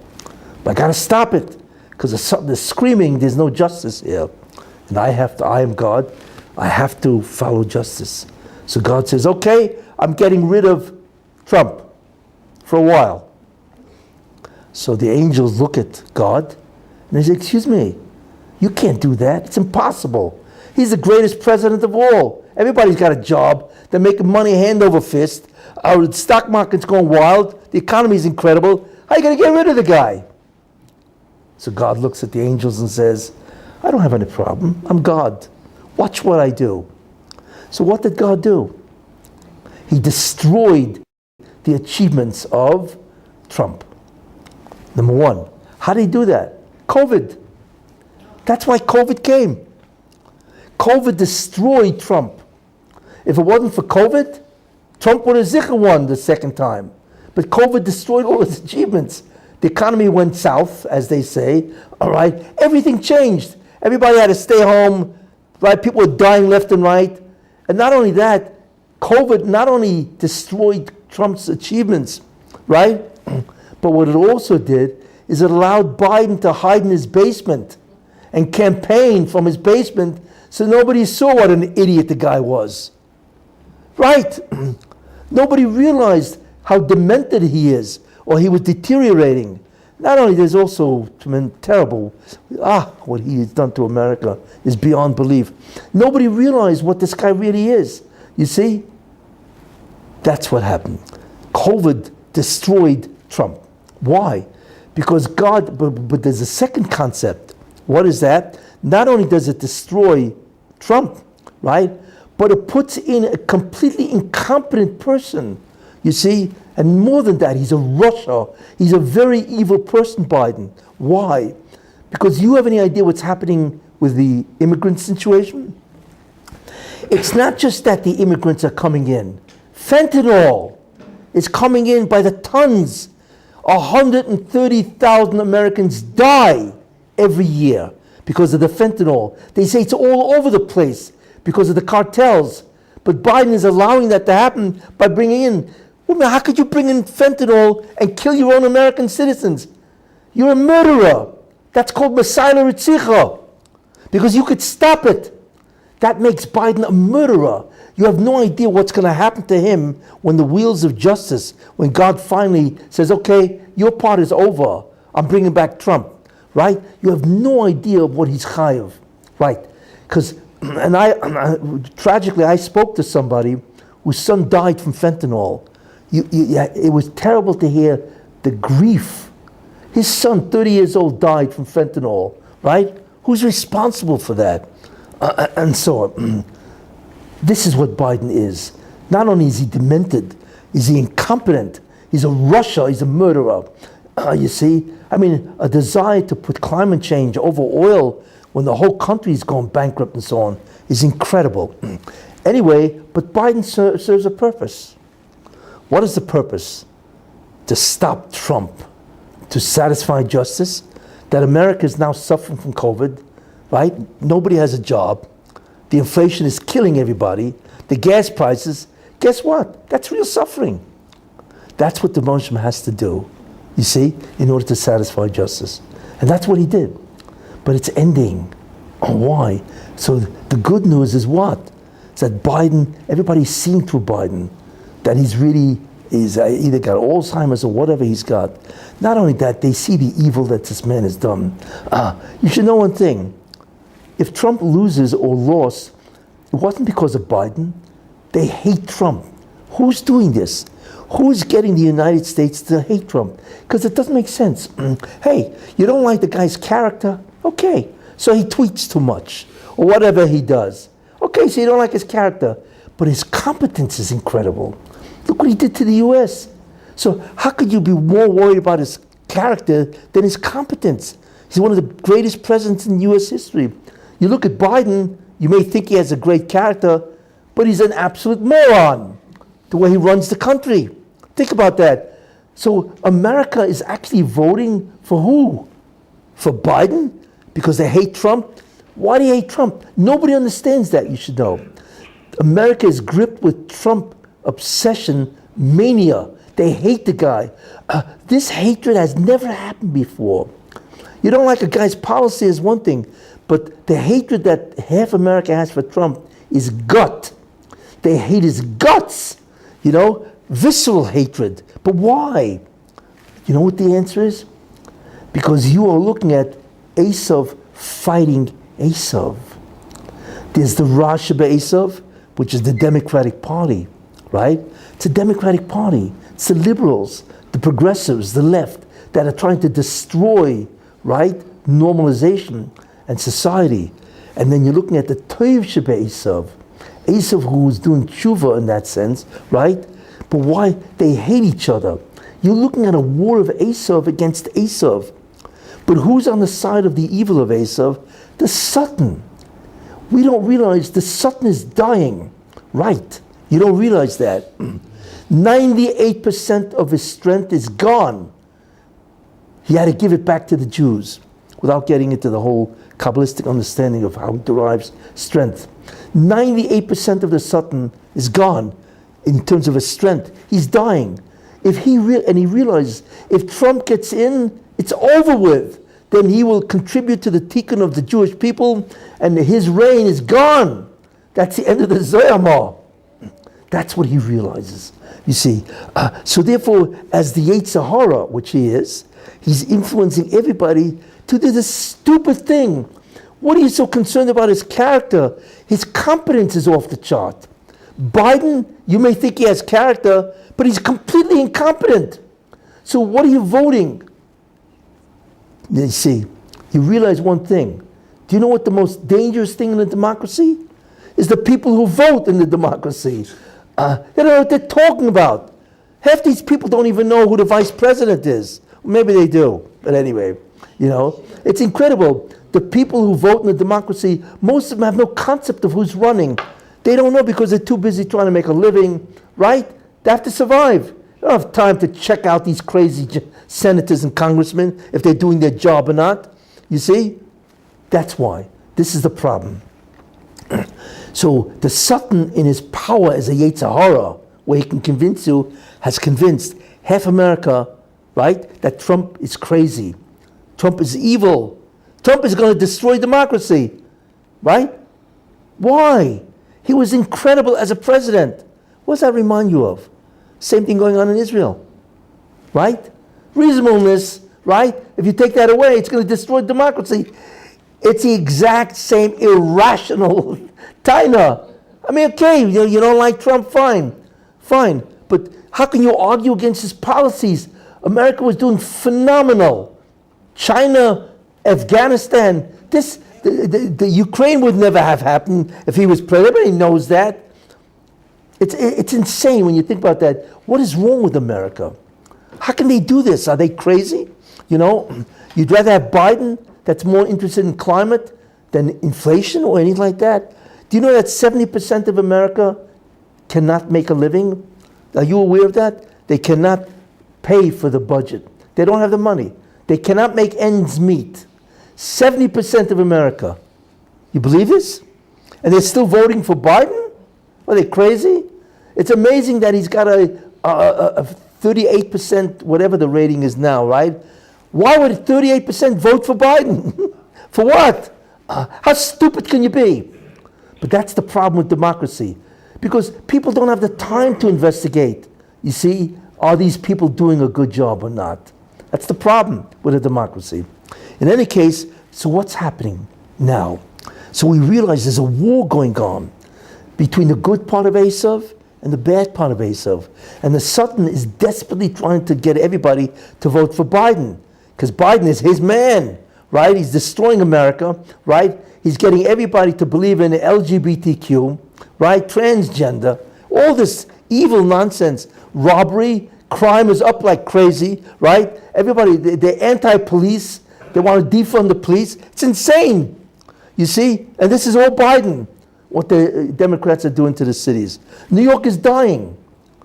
It's California. LA is dying. You know, it's incredible, you know?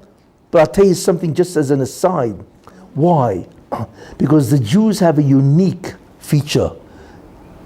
Oiz and Tiferes.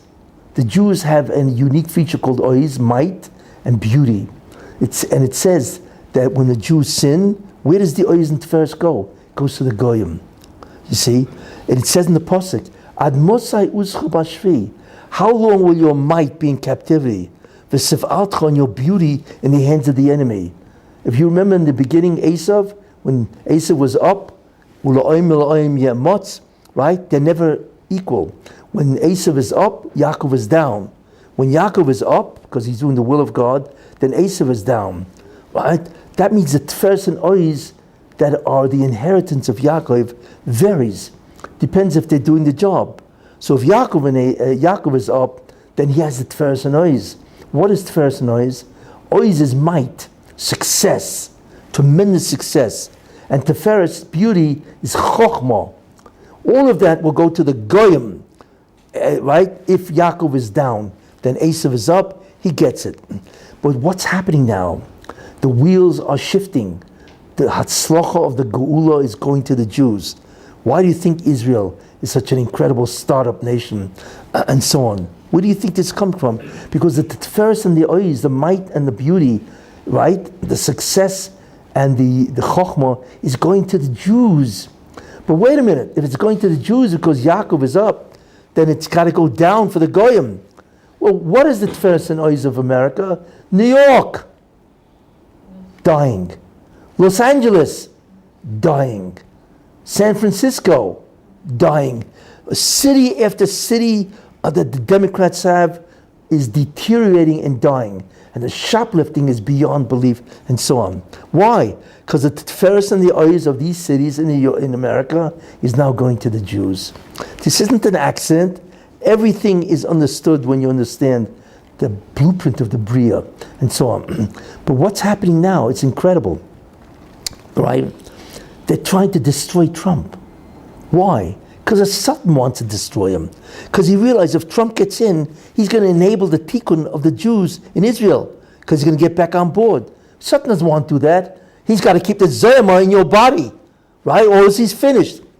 So he's behind the tremendous obsession against, right, these people, the MAGAs as they call them, right? But the left realizes they must kill Trump. Not literally, maybe, but they have to destroy him.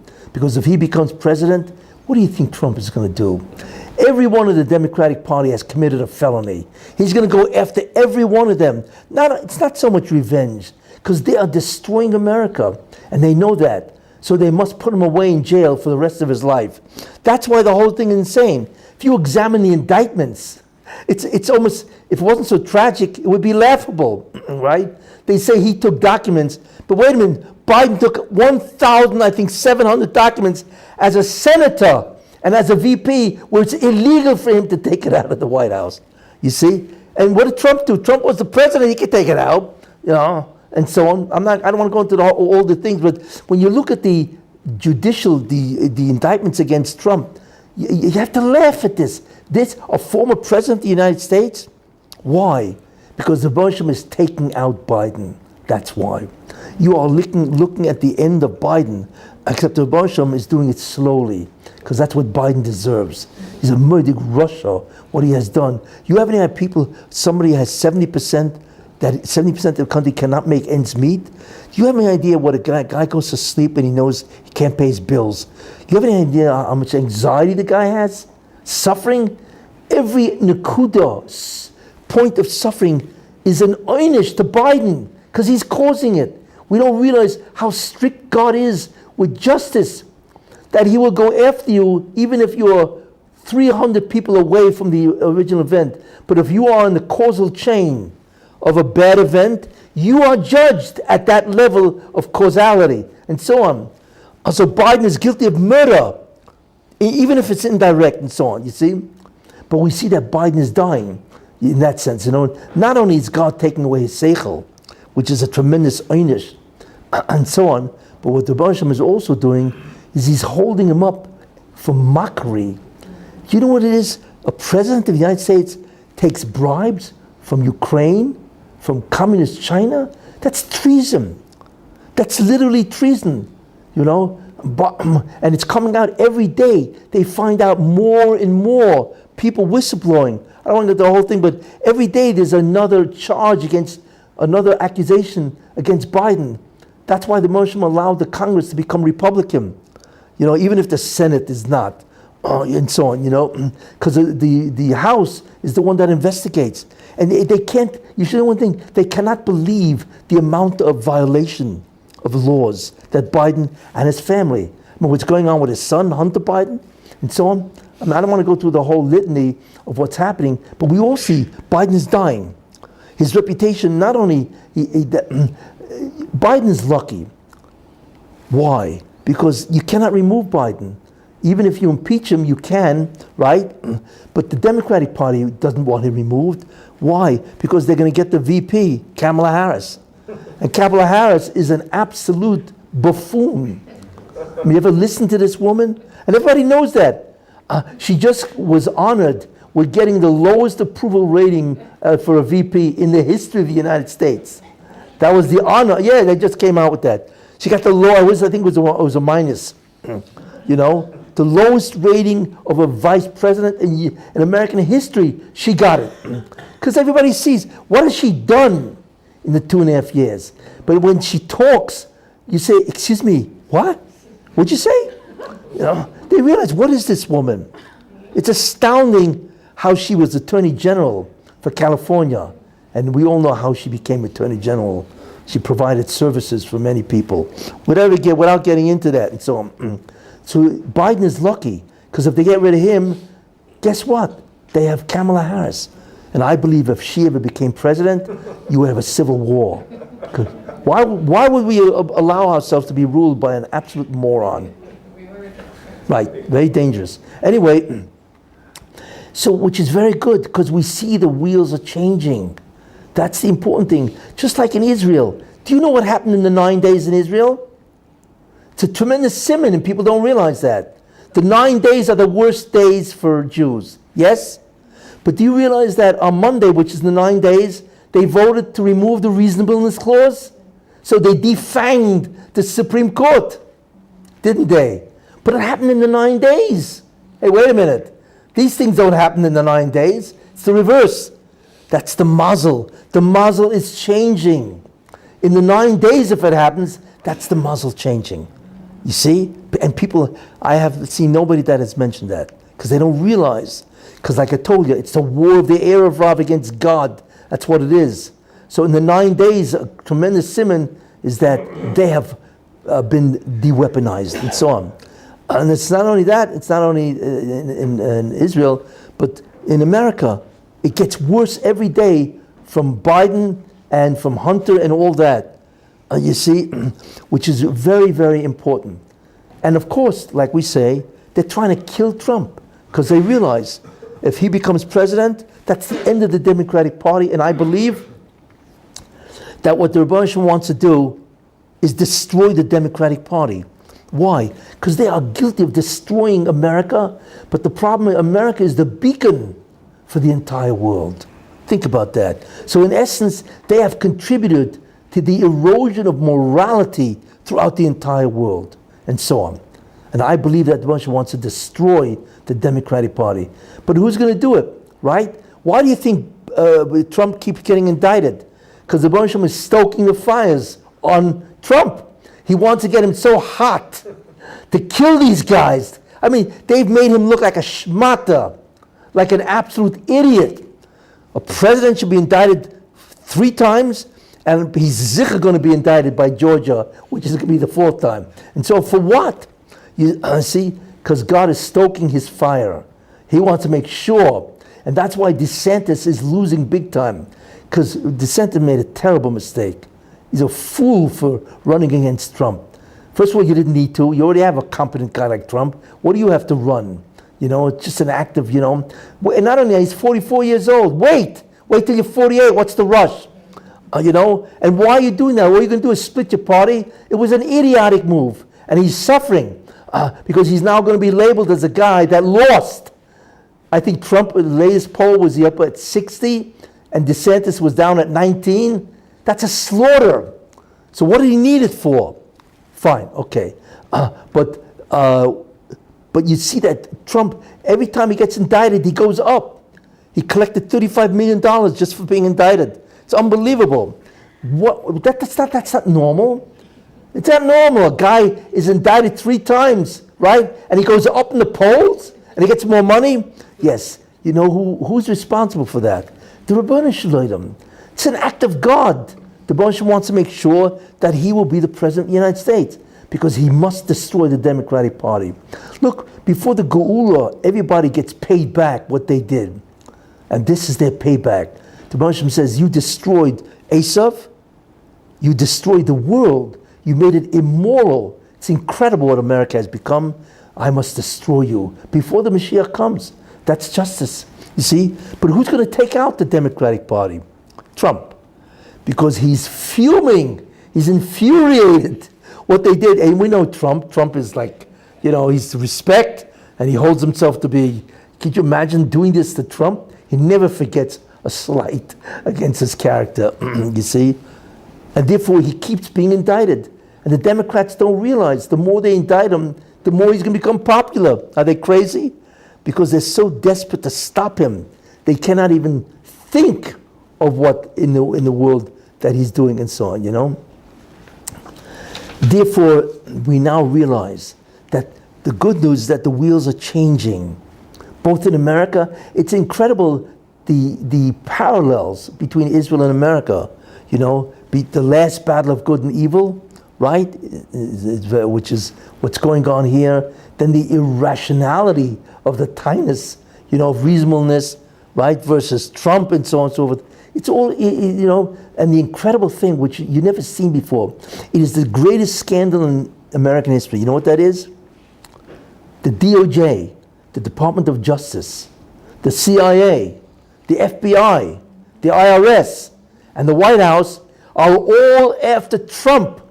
Could you believe what that means? The entire American government is arrayed against one man.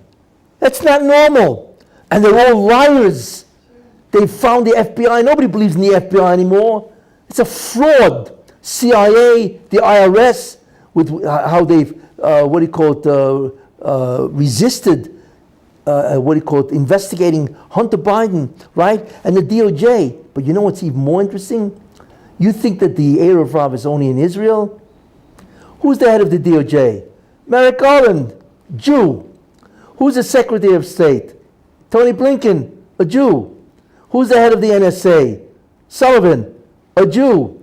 Who's the head of the Senate leader? Chuck Schumer, a Jew. Excuse me, what is this? It's like a Jewish cabal.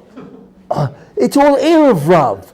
What's the amazing thing? That the Erev Rav is all over the place because they're dying.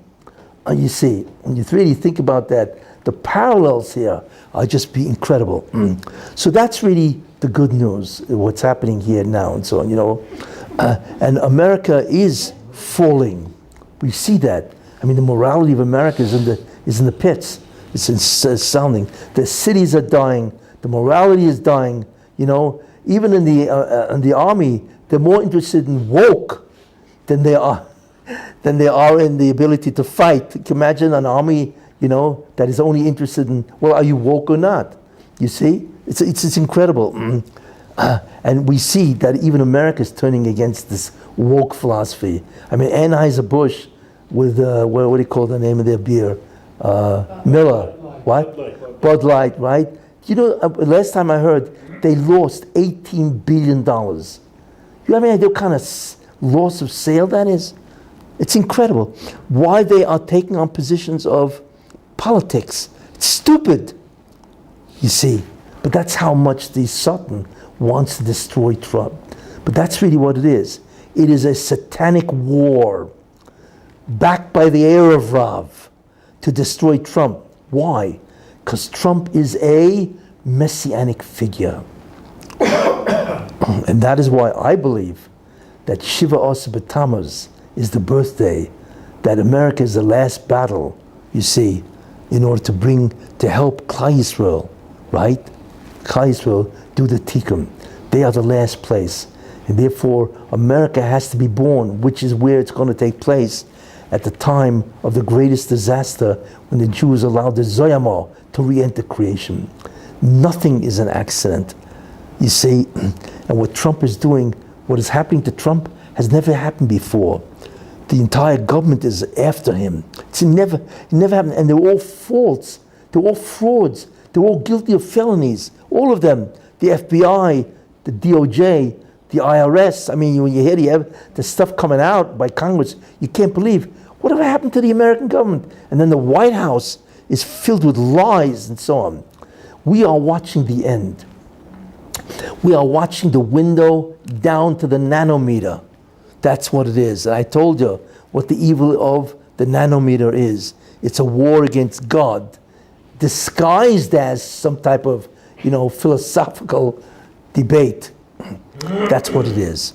And this is all what's happening, you see.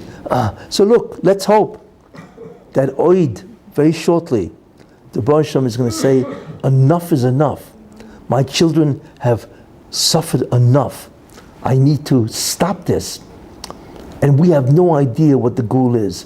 I'm going to tell you something. The Gul is not where all of a sudden God throws out these guys. That's the first stage of the Gula, where Biden, Harris, DOJ, all of this collapses. The Democratic Party, the liberals, the progressives, the Baruch Hashem is going to take them all out. So we think, wow, what a redemption. No, the redemption is we will be returned to being like Adam Harishon before the sin. We cannot even begin to imagine what Adam Harishon before the sin was. And the Medrash says that the Malachim, he was so impressive, so great stature, that the angels started singing Shira to Adam Harishon. Could you imagine? What do you mean, an angel? Do you have any idea what an angel is? They're off the charts. And they think Adam is God? So they're singing Shira to Adam? Yeah, that's how great he was. We will return to that situation. Could you imagine what we're going to look like, right? What's going to happen in that era? And remember one thing, it says, and the earth will be filled with the knowledge of God, which is a very interesting concept. God will dominate the earth the way the sunlight dominates the earth in daytime. We have no idea what that is. And if you think Egypt, right, Mitzrayim, they had incredible miracles. Could you imagine? The whole Nile River turns to blood. And believe me, the Red Cross could have used that blood. Because it was real blood. It wasn't colored water. It was real blood. I mean, I don't know what type it was, but it was real blood. You see? Could you imagine seeing that one miracle, what you would have thought? It's unbelievable. And so on, right? What will happen in the end will make Egypt pale in comparison. Right? That's the miracles. So the beginning of all of this is to remove the evil.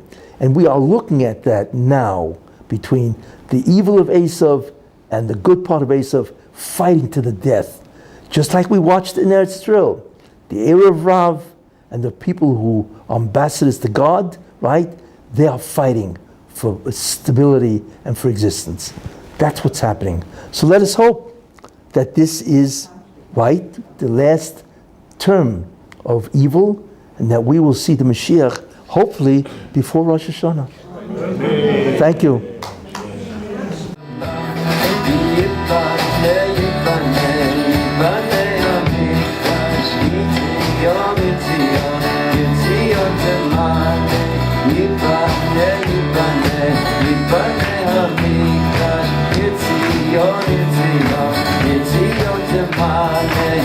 יש שם שיר חדש